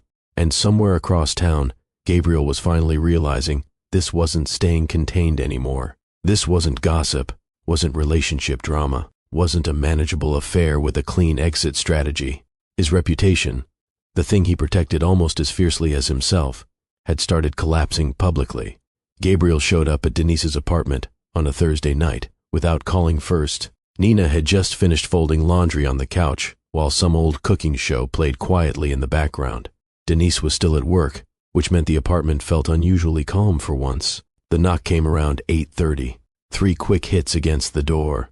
Nina assumed it was Denise forgetting her keys again. Then she opened the door and saw Gabriel standing there looking like he hadn't slept properly in days. His tie hung loose. His eyes looked red around the edges. And for the first time since all of this started, he didn't appear polished enough to control the room automatically. Nina stayed behind the screen door. What are you doing here? Gabriel glanced down the hallway briefly before answering. Can we talk? You have a phone. I didn't want this conversation on a phone. She almost told him to leave immediately, but something in his face stopped her. Not sympathy exactly, recognition. This was the first time he looked affected by consequences instead of frustrated by inconvenience. Nina opened the door halfway, but didn't invite him inside. Gabriel noticed that too. She left, he said suddenly. Nina frowned. Who? His expression tightened. Claire. The answer surprised her less than she expected. When? Yesterday. He rubbed at the back of his neck while speaking. Apparently, financial investigations change people's priorities. There was bitterness in the sentence, but underneath it sat embarrassment too. Nina leaned lightly against the doorway. What happened? Gabriel laughed once under his breath. No humor in it. She started asking questions after hearing rumors from somebody at the firm. He looked away briefly. Then she realized I hadn't exactly told her the full situation, meaning she thought the divorce was basically finished already. Nina stared at him. Of course. She didn't know about the financial review either. Gabriel didn't answer, which answered enough. For a moment, neither of them spoke. A car alarm chirped faintly outside in the parking lot. Somebody upstairs dragged furniture loudly across the floor, normal apartment noise surrounding a conversation that probably should have happened years earlier. Gabriel finally looked back at her. I know you're behind this. Nina blinked slowly. Behind what? The investigation. That's your own paperwork, Gabriel. You handed it over. No, she said quietly. My father did. That landed visibly. Gabriel looked down for a second before muttering, He always hated me. Nina shook her head immediately. No. He kept trying to believe you. Gabriel swallowed hard, and suddenly he looked older than she remembered. Not physically, emotionally. Like holding up multiple versions of himself at once was finally exhausting him too. You think I'm some monster now, he said. Nina answered honestly. I think I don't know you as well as I thought I did. He looked away again. That answer hurt him more than yelling would have. I messed up, he admitted quietly. Nina folded her arms against the cool evening air drifting through the doorway. That's a small phrase for a very large situation. Gabriel gave a tired nod. I know. For the first time in weeks, neither of them sounded angry. And honestly, that felt stranger than fighting.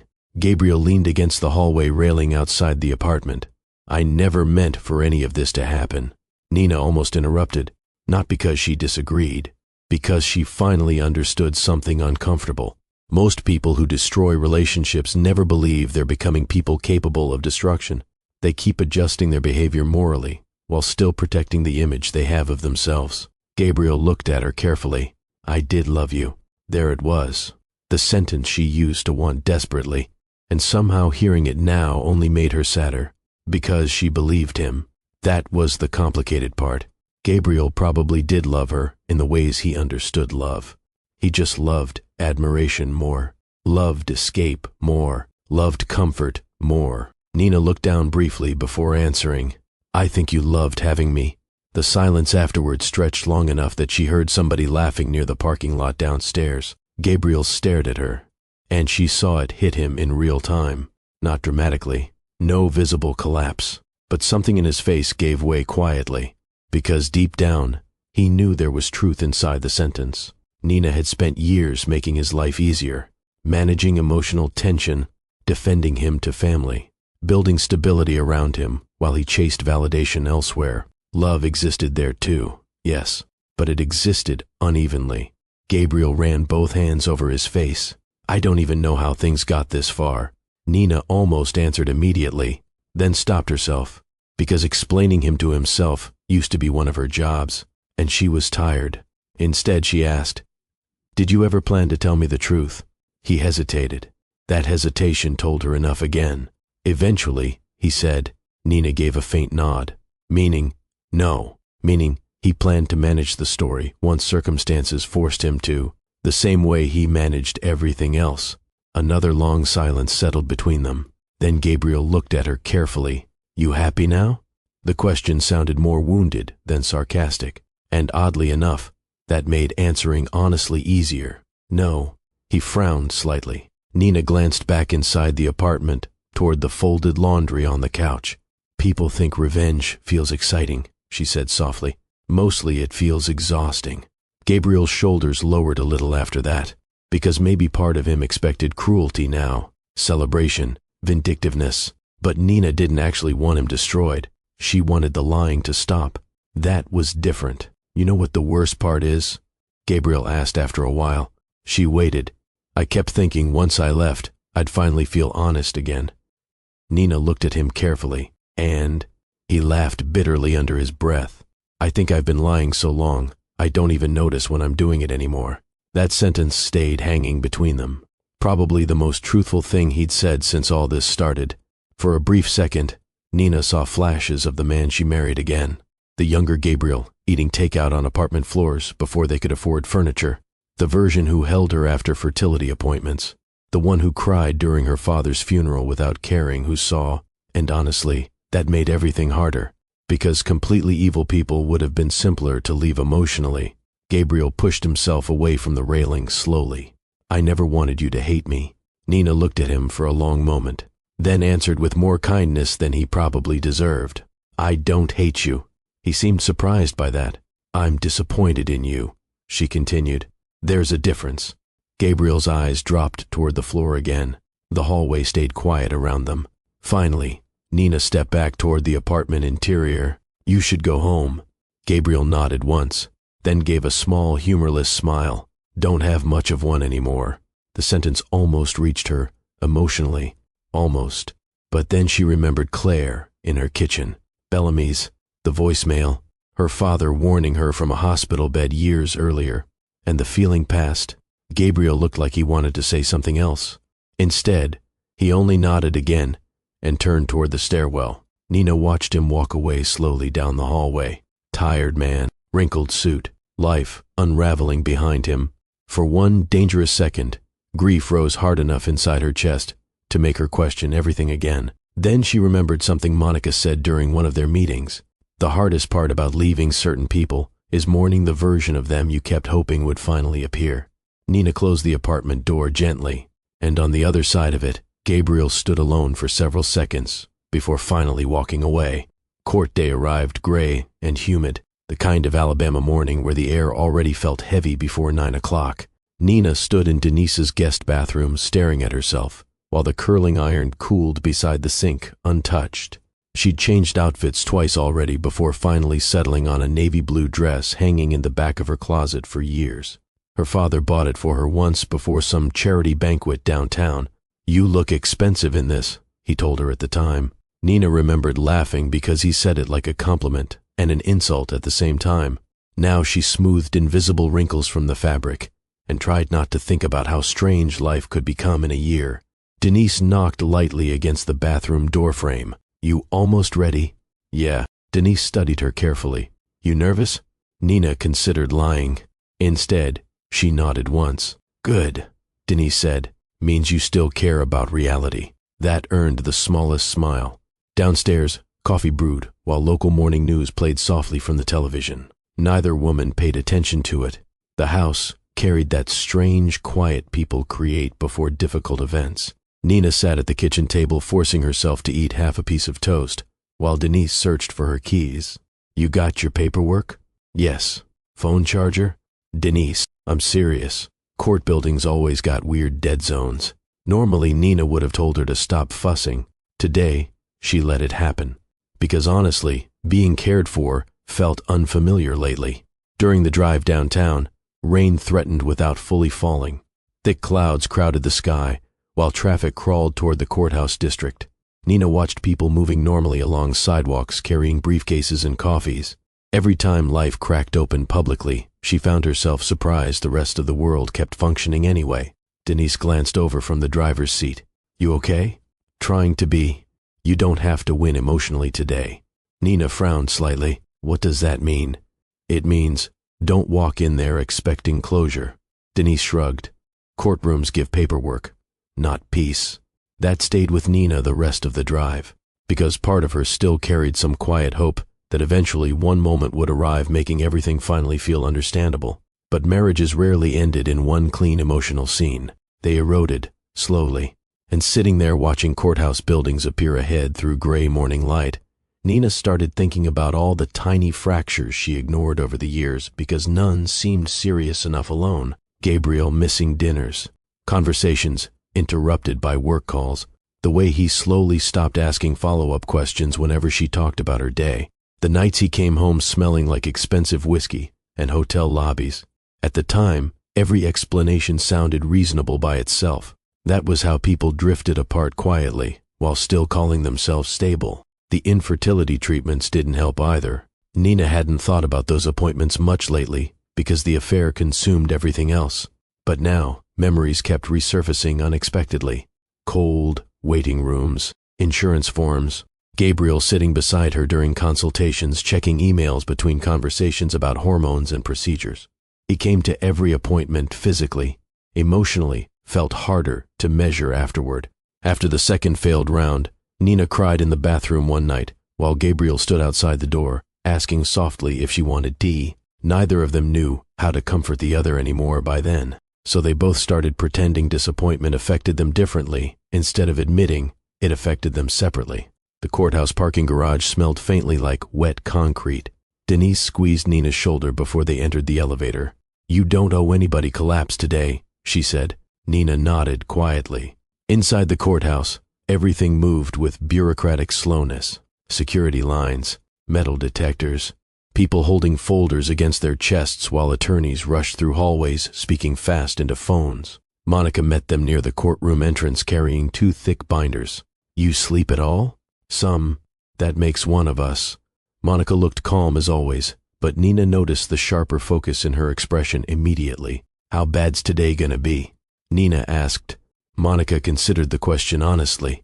"Depends how hard Gabriel keeps pretending this is still manageable." That answer tightened something in Nina's chest, because despite everything, part of her still remembered the man she married more easily than the man entering court today.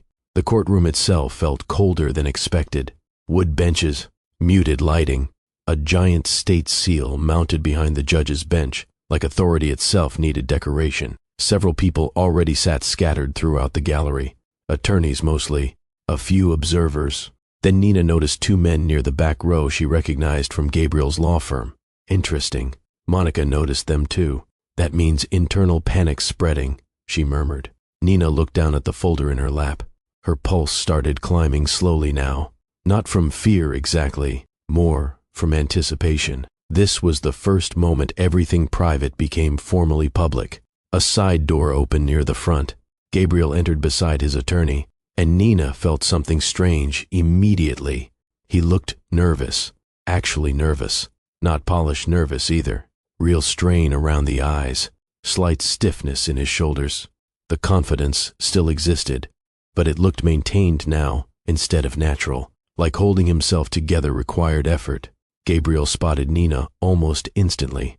Their eyes met across the courtroom. For one dangerous second, 12 years rushed back all at once. The first apartment with broken air conditioning, road trips through Tennessee, singing badly to old R&B songs, eating takeout on moving boxes before they could afford furniture, fighting quietly after fertility appointments because sadness kept turning into distance instead of closeness. Her father's funeral, Gabriel crying beside her graveside with his hand gripping hers tightly enough to hurt. And suddenly, Nina understood something painful. A marriage didn't usually collapse because 2 people never loved each other. Sometimes it collapsed because love stopped being enough to overcome who they became over time. Gabriel looked away first, then sat beside his attorney, adjusting paperwork too quickly. Monica leaned toward Nina slightly. "He's rattled." Nina kept watching Gabriel organize documents with hands that no longer looked fully steady. And for the first time since the affair began, she realized something important. Gabriel finally understood he might actually lose control of the story. The hearing started slowly. Procedural things first. Names entered into record. Preliminary statements. Financial disclosures already submitted by both parties. The judge looked tired before anybody even spoke more than 3 sentences. Older man, reading glasses low on his nose. The expression of someone who spent years watching people arrive, convinced their pain was uniquely complicated. Gabriel's attorney handled the opening confidently. He framed the divorce like a straightforward dissolution, complicated mainly by heightened emotional tensions. Nina almost looked at Monica after hearing that phrase, heightened emotional tensions, as if betrayal, fraud investigations, and public humiliation were simply 2 people struggling with communication. Monica stayed still beside her, taking notes. Gabriel kept his posture controlled throughout most of it, though Nina noticed small things now she probably would have missed before. His jaw tightening whenever finances came up. The way he avoided looking toward the back row where his law partners sat. How often he reached for water without drinking it. The house discussion came sooner than Nina expected. Gabriel's attorney stood and approached it aggressively. "Your Honor, despite trust technicalities being introduced late into proceedings, Mr. Carter contributed substantially to mortgage payments, property maintenance, and long-term equity development over the course of the marriage." Technicalities. Nina felt Monica shift slightly beside her. "Furthermore," the attorney continued, The marital home clearly functioned as shared property in every practical sense. The judge nodded once. And the trust documentation? Monica stood smoothly before the question fully finished. Very much not a technicality, Your Honor. She approached the bench carrying a binder already tabbed with color-coded precision. Nina watched Gabriel carefully then. At first he still looked mildly irritated more than concerned, like this was an obstacle. Negotiation, a delay. Monica began walking the judge through the trust structure, piece by piece. Family inheritance, premarital asset protections, property acquisition timing, investment layering, everything her father organized years earlier with almost frightening attention to detail. The courtroom grew quieter the longer she spoke, because once the legal structure became clear, so did something else. Gabriel fundamentally misunderstood what belonged to him. The judge flipped through pages carefully. These protections predate the marriage entirely? Yes, Your Honor. And Mr. Carter reviewed these arrangements during refinancing? Monica answered calmly. Documentation indicates he received access opportunity repeatedly. Gabriel finally interrupted then. I was told we jointly owned the property. Monica turned toward him for the first time. You assumed that. The sentence landed harder than she even raised her voice to make it. Gabriel sat back slowly. His attorney leaned toward him, immediately whispering something urgent. Nina watched confusion spread across Gabriel's face in real time. Not performative confusion either. Realization, like he suddenly understood there were entire parts of his own marriage he never fully paid attention to because he assumed outcomes naturally favored him anyway. The judge continued reviewing paperwork silently, then looked toward Gabriel directly. Did you ever request independent review of these trust structures during the marriage? Gabriel hesitated. Small pause. But enough. No. The judge nodded once. Monica remained standing. Mrs. Carter's father established these protections intentionally following family inheritance transfers from her late mother's estate. Gabriel looked toward Nina sharply at that, almost betrayed, which stunned her for half a second. Because after everything, some part of him still expected transparency from her he never offered in return. Monica continued carefully dismantling every assumption Gabriel's attorney tried introducing afterward. Contribution did not equal ownership. Occupancy did not erase trust structure. Marriage itself did not automatically override protected inheritance law. Each point chipped away another layer of Gabriel's confidence. By now, even his attorney looked unsettled. At one point, he removed his glasses entirely and reread portions of the trust paperwork, like he hoped details might rearrange themselves. They didn't. Nina sat very still through all of it, not triumphant. Honestly, the dominant feeling was disbelief. Her father planned this, not the divorce itself maybe, but the possibility that one day she would need protection from someone skilled at persuasion. And sitting there inside that courtroom watching Monica calmly expose details Gabriel never bothered understanding. Nina remembered another moment from years earlier. They'd been at dinner with friends after Gabriel made junior partner. Somebody joked about prenups and trust funds, and Gabriel laughed before saying, once you're married, all that separate asset stuff becomes symbolic anyway. At the time, Nina barely reacted. Now she realized how deeply he believed security naturally became his over time. The hearing paused briefly while the judge reviewed additional filings. Low conversation filled the courtroom immediately afterward. Paper shuffling, whispers, attorneys moving quickly between benches. Gabriel stayed seated beside his counsel, staring down at documents without speaking. For the first time since this started, he looked genuinely cornered. Not emotionally, structurally. Monica leaned toward Nina quietly. He thought the house guaranteed leverage. Nina swallowed carefully. What happens now? Now, the power balance changes. That sentence carried weight beyond property. Because for years, Gabriel controlled conversations through confidence, through narrative, through assuming Nina would eventually prioritize peace over confrontation. But legal paperwork didn't care who sounded convincing at dinner parties. The judge returned a few minutes later. Everybody stood again. After several final clarifications, he adjusted the documents before speaking.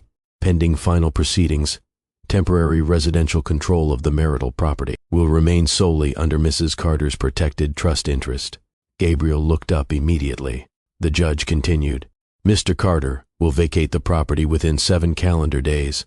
Silence settled across the courtroom. Not dramatic silence, Heavy silence, the kind where people suddenly became careful about breathing too loudly.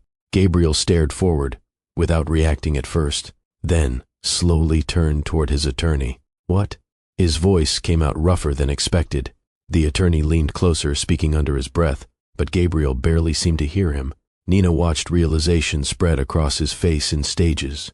Confusion, disbelief, then something close to panic, because this wasn't symbolic anymore. The house mattered to Gabriel. Status mattered. Appearances mattered. And being ordered out publicly inside a courtroom filled with attorneys and former colleagues hit deeper than he expected. One of the law partners in the back row lowered his eyes immediately. Another crossed his arms tightly. Gabriel noticed them too. That seemed to shake him worst of all. The judge moved on toward financial matters next, but the energy in the room had already changed completely. Gabriel no longer looked like a man negotiating terms. He looked like someone realizing he misunderstood the entire situation from the beginning, and sitting there watching him unravel piece by piece, Nina understood something uncomfortable herself.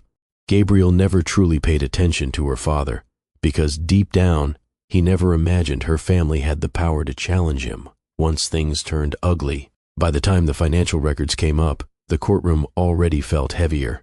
Gabriel sat stiff beside his attorney now, one hand pressed against his mouth while papers remained scattered unevenly in front of him.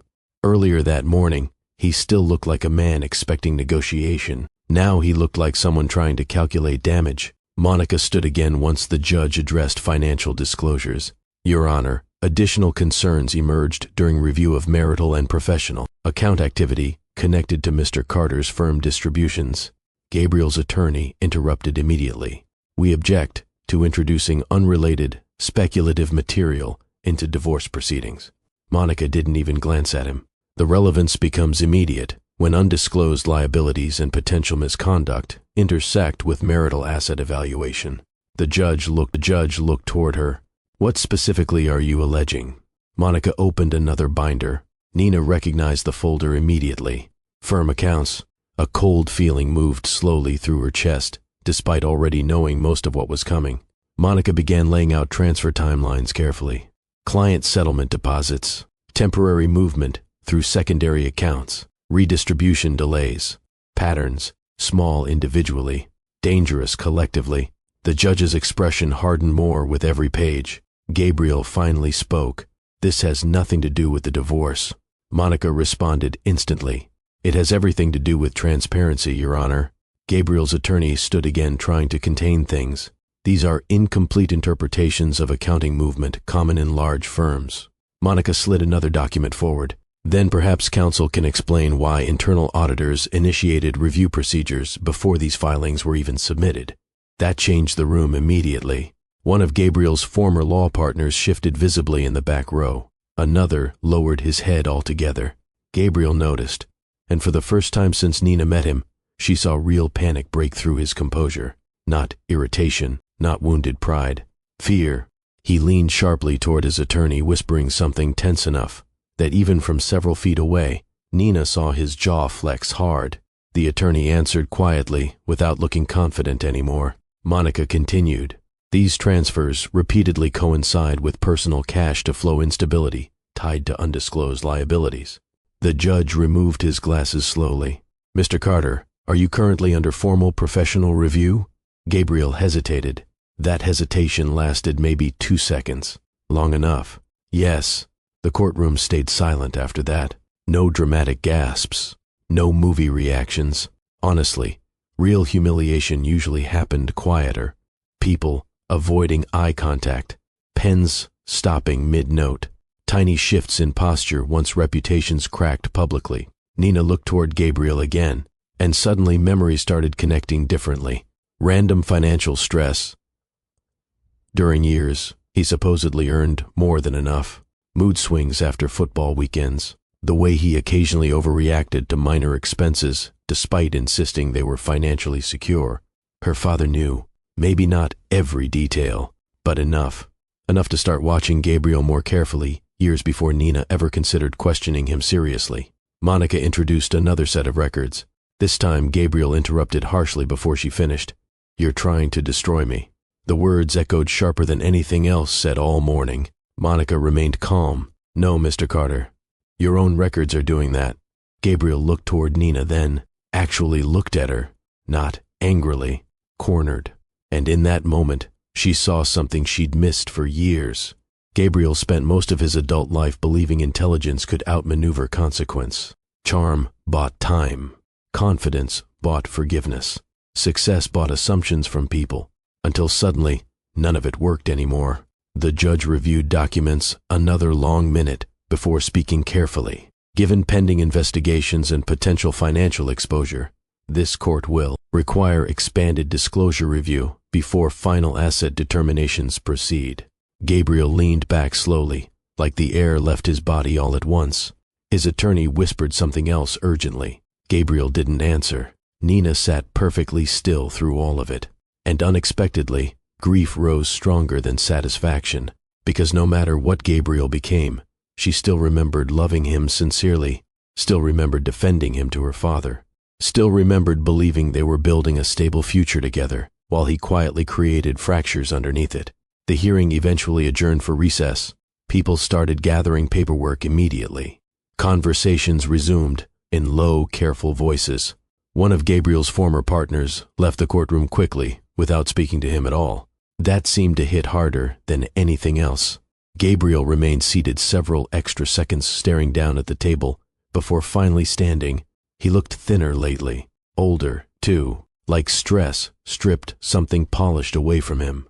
Monica touched Nina lightly on the arm. You okay? Nina nodded automatically. Monica studied her face like she knew the answer wasn't fully true.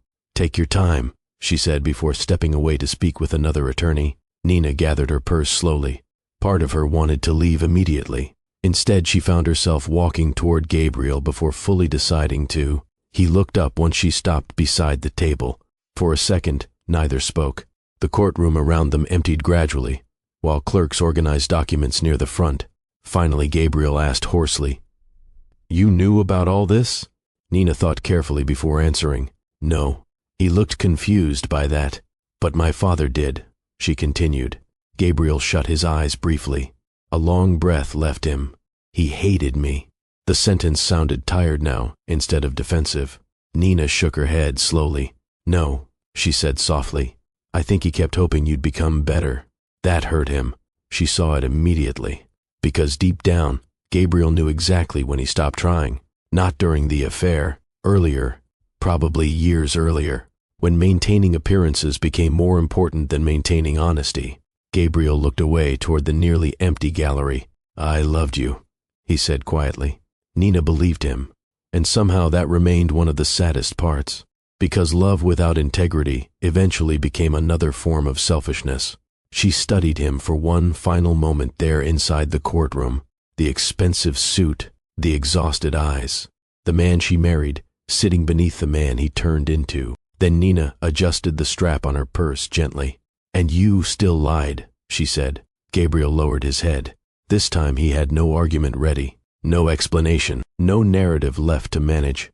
Only consequences sitting beside him in a courtroom, growing quieter by the minute. And for the first time since all of this started, Nina realized the version of Gabriel she spent years protecting had finally disappeared completely. 3 months later, Gabriel lived alone in a one-bedroom apartment outside Birmingham. Nina learned that detail from Rochelle, who somehow gathered information faster than local reporters without ever leaving Jefferson County. Apparently, the place got one of those fake luxury names, Rochelle said over the phone one afternoon. Something ridiculous like the Reserve at Brookmont. Nina stood in the laundry aisle at Target, listening while comparing detergent prices she didn't actually care about. How do you know where he lives? People talk. People need hobbies. They have hobbies. Talking is one of them. Nina smiled despite herself. By then, hearing Gabriel's name no longer felt like getting punched unexpectedly. The pain still existed, but sharper emotions had started dulling around the edges. Mostly now she felt tired when thinking about him. Tired and sad in quieter ways. The state bar investigation continued privately for weeks after the hearing. Then word spread that several clients filed civil complaints connected to account discrepancies. Gabriel's law firm removed his name from partnership materials almost immediately afterward.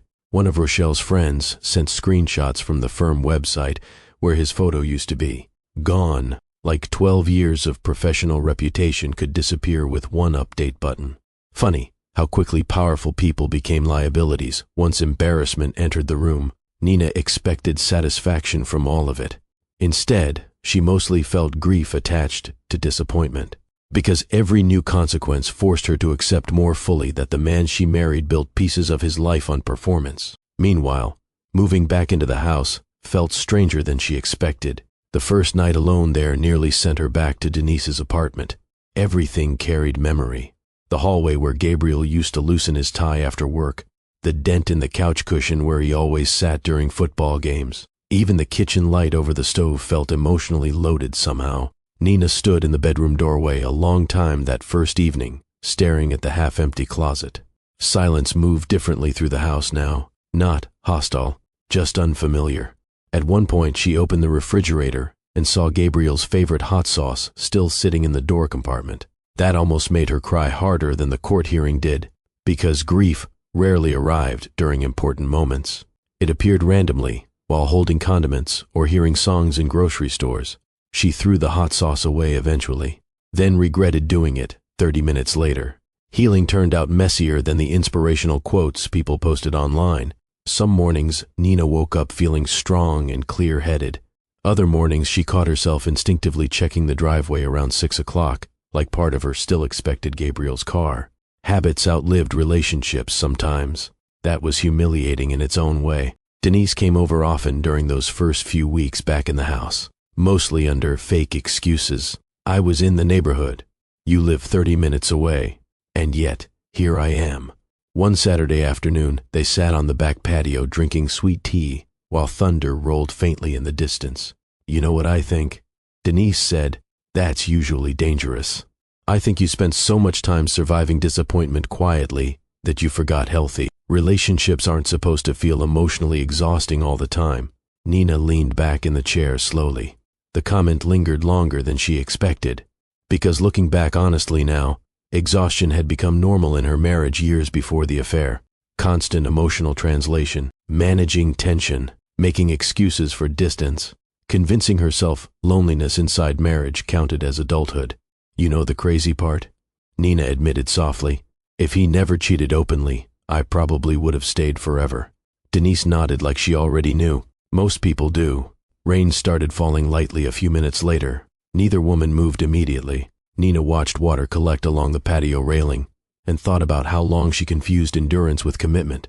At church, things slowly normalized too. People eventually ran out of fresh gossip. New scandals replaced old ones. That was another strange lesson adulthood taught her.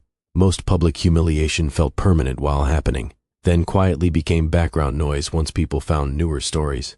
A few women still gave Nina overly sympathetic hugs sometimes, but others started treating her differently in a better way. Stronger somehow, like surviving visible heartbreak changed how people saw her. Gabriel, meanwhile, apparently stopped attending altogether. Rochelle delivered that update with less satisfaction than usual one evening. I heard he tried another church across town once. And somebody recognized him from the investigation stuff. Nina stayed quiet. Rochelle softened her voice afterward. You okay? Yeah. You miss him? The honesty of the question caught Nina off guard. She thought about it carefully, then answered truthfully. Sometimes, there was no judgment on the other end, only understanding. Missing somebody ain't always permission to take them back, Rochelle said gently. That sentence stayed with Nina afterward, because missing Gabriel happened, unexpectedly, still. Folding laundry, driving past restaurants they used to visit, hearing certain songs, but the missing no longer confused her the same way. She could miss parts of him without denying what he became. That distinction mattered. Weeks later, Nina finally started changing the house, not dramatically. Small things first. New curtains in the living room, different bedding. She moved framed photos into storage instead of forcing herself to look at them daily. Then one Friday afternoon, she emptied Gabriel's old office downstairs completely. Legal books boxed up, awards packed away, desk removed. The room echoed strangely once emptied. Nina stood in the doorway staring at the blank walls, while sunlight stretched across the hardwood floors. For the first time since moving back, the house started feeling less haunted by expectation. She painted the room soft green the following weekend, turned it into a reading space afterward with shelves and oversized chairs and one old lamp her father used to keep beside his recliner. When Denise saw it finished, she smiled slowly. "There you are." Nina frowned. "What's that supposed to mean?" Denise gestured around the room. "You're finally making decisions without asking yourself what somebody else would prefer first." That one landed, because for years, Nina adapted herself automatically inside marriage. Not dramatically submissive, just accommodating. Small compromises repeated long enough until they shaped personality. That night, after Denise left, Nina sat alone in the new reading room, listening to rain hit the windows softly. The house still carried memories, some painful, some good, but for the first time, those memories no longer felt like ownership papers keeping her emotionally trapped inside the past. And somewhere during that quiet, rainy evening, Nina realized something important. The shame was beginning to leave first. The kitchen turned sage green before summer ended. Nina stood on a ladder one Saturday afternoon, painting the wall near the cabinets, while Denise criticized her technique from the doorway, holding iced coffee. "You missed a spot." "I literally just started." "Still missed it." Nina laughed under her breath and kept rolling paint slowly across the wall. The house smelled like fresh paint and takeout containers because neither of them felt like cooking afterward. A few months earlier, being inside the house alone felt unbearable. Now it felt unfinished, in a different way. Less haunted, more transitional. That mattered. Music played softly from Denise's phone sitting on the counter, while afternoon light stretched across the kitchen floor. At one point, Denise looked around and nodded approvingly. "You know what I like?" "What?" "It finally looks like you live here too." Nina paused halfway through another paint stroke. The comment hit unexpectedly hard, because she understood exactly what Denise meant. For years, the house looked polished in ways Gabriel appreciated. Expensive neutrals, formal furniture, rooms designed more for appearances than comfort. None of it happened intentionally. That was the dangerous part. People slowly shaped entire lives around somebody else's preferences without noticing while it happened. Rochelle came by later carrying peach cobbler. She absolutely did not need to bake. "I bring emotional support carbohydrates," she announced, walking through the front door. Denise pointed immediately. "See? That's friendship." The three of them ended up sitting on old towels in the middle of the kitchen floor, eating cobbler straight from paper plates while paint dried around them. And for the first time in a long while, Nina laughed without forcing it. Not huge laughter, just natural, easy, the kind that arrived before she had time to measure whether she deserved it yet. Conversation drifted between church gossip and Rochelle's latest dating disaster before eventually circling back toward heavier things naturally. Rochelle set down her fork carefully. "You know something I realized watching all this happen?" Nina leaned back against the cabinet. "That men are terrible? Well, yes. But besides that..." Denise snorted into her drink. Rochelle looked at Nina thoughtfully. "You spent more energy feeling embarrassed than angry." The room quieted slightly after that, because it was true. Even during the worst parts of the affair becoming public, Nina worried constantly about humiliation. People talking, people pitying her, people seeing failure attached to her name. She stared down at the empty paper plate in her hands. "I think I kept wondering what everybody thought was wrong with me," she admitted quietly. Denise answered immediately. There was something wrong with him. "I know that now." "No," Denise said gently. "I mean, you know it intellectually now. That's different." Nina looked up slowly. Denise crossed one leg beneath herself on the floor. "You carried his choices like they reflected your value," she said. "That's what shame does." Nobody spoke for a few seconds. Rain tapped softly against the kitchen windows outside. Nina thought about all the nights she spent replaying conversations trying to identify where she became insufficient. Prettier women, younger women, less emotionally demanding women. The spiral never ended because betrayal always tried to convince people they lost a competition. Nobody warned them they entered. But somewhere over the last few months, that feeling weakened, not disappeared completely, just loosened, because eventually the truth became unavoidable. Gabriel cheated because of who Gabriel was becoming, not because Nina failed an invisible test. Rochelle broke the silence first. "You know what your problem used to be?" Nina sighed. "Everybody got jokes today." "I'm serious." Rochelle pointed her fork toward her. You confused endurance with love. That landed too, harder than expected, because Nina spent years believing commitment meant tolerating emotional loneliness without complaint, making things work quietly, protecting peace at personal expense. At the time, it felt mature. Now she wondered how much of it was fear. Fear that asking for more honestly might force uncomfortable truths into the open. The conversation drifted afterward into lighter things again. But Rochelle's sentence stayed in Nina's chest long after both women left that evening. You confused endurance with love. Later that night, Nina walked slowly through the house, turning off lights room by room. The place looked different now. Softer, somehow, more lived in. She paused near the staircase, looking toward the reading room downstairs. Her reading room, that still felt important. For years, most decisions inside the marriage became collaborative in ways that slowly erased her own instincts. What restaurant Gabriel preferred, what vacations fit Gabriel's schedule, what furniture looked professional, what emotional topics became productive to discuss, nothing individually abusive. That was what made it complicated. People imagined unhealthy relationships always looked obviously terrible from the outside. Sometimes they looked successful, polite, stable, while one person quietly disappeared inside constant accommodation. Nina made tea before heading upstairs.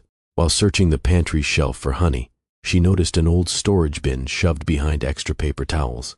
Same gray plastic container from the closet months earlier. She stared at it a second before pulling it down carefully. The recorder still sat inside. For a moment, she considered putting the lid back on immediately.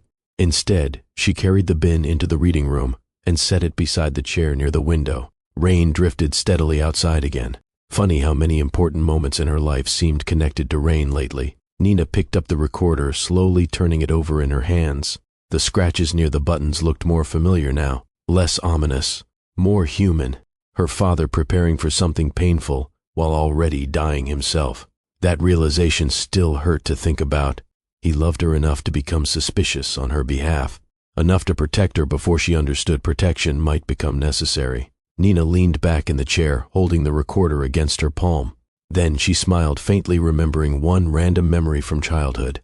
She was maybe 12 years old, arguing with her father because some boy at school embarrassed her during basketball practice. After listening to the entire dramatic story, her father only said, "Baby, don't ever build your reflection using somebody else's broken mirror." At the time, she thought he was being weird again. Now, years later, sitting alone in a quiet house she finally reclaimed emotionally, the sentence made perfect sense. Nina looked around the reading room slowly. At the shelves she built, the lamp from her father's house, the piece returning carefully in pieces. And for the first time since Gabriel walked out that night carrying 2 suitcases, she realized something surprising. Her life did not feel ruined anymore. It felt unfinished. There was a difference. Nearly a year after Gabriel left, the house sounded different in the rain. Nina noticed that one evening in early October, while sitting in the reading room with a blanket across her lap and a book she hadn't touched in 20 minutes. The gutters still rattled during heavy storms. The old hallway floorboard still creaked near the staircase. But the silence underneath those sounds no longer felt abandoned. It felt peaceful. That surprised her sometimes. Healing never arrived dramatically the way movies promised. No single morning where she woke up, transformed. No speech. No breakthrough soundtrack playing behind emotional clarity. Mostly, it happened quietly. In routines. In smaller reactions, like realizing she hadn't checked Gabriel's social media in months. Or noticing his side of the closet no longer looked empty to her, just available space. The state bar investigation finally concluded sometime that summer. Gabriel avoided criminal charges, but lost his license, temporarily pending further review and restitution agreements connected to several client complaints.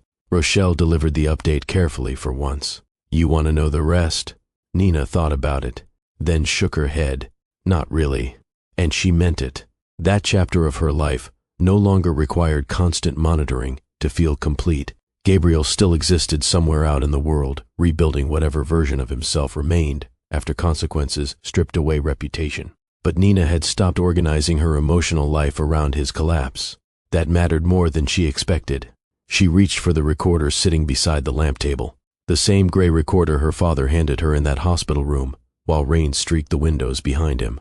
She hadn't played it again since the first night, not because she was avoiding it, because some things deserved space before revisiting them. Nina turned the recorder over slowly in her hand, then pressed play. Static crackled softly, and her father's voice filled the room once more. Nina. Her chest tightened immediately.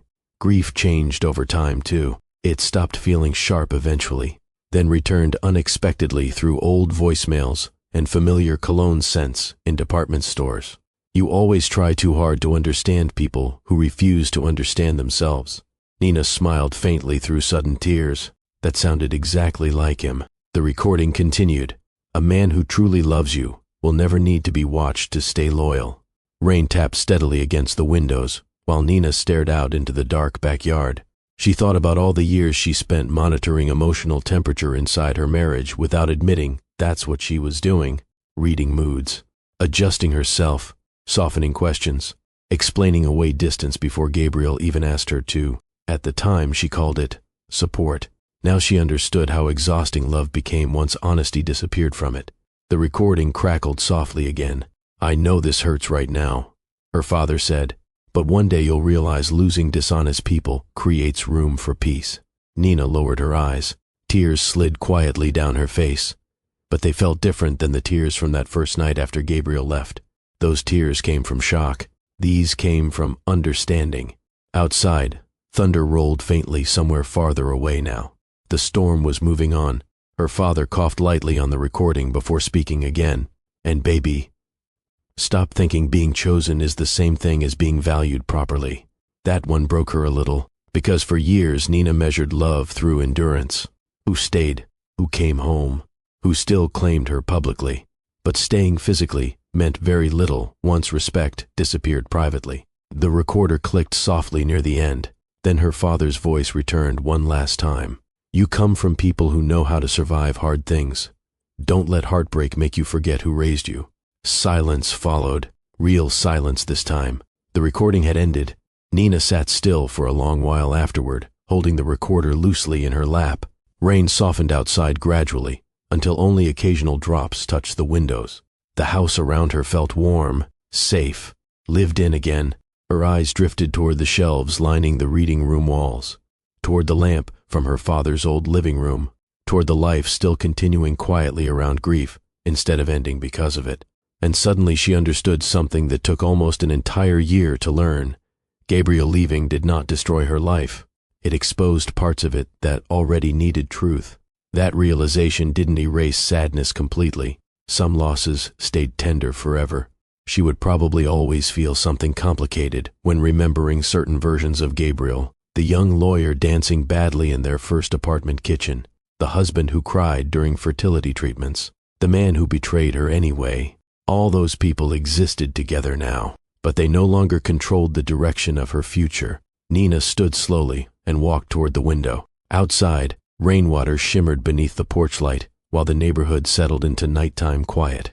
For the first time in longer than she could remember, nothing inside her felt like it was waiting for somebody else to become honest before she could finally rest. And standing there in the soft yellow light of the room she rebuilt for herself, Nina realized her father had been right all along. Love was never supposed to feel like constant recovery from disappointment. Sometimes real peace arrived disguised as an ending. If this story touched you in any way, take a second and comment below. I want to know, have you ever stayed loyal to someone who slowly stopped being honest with you?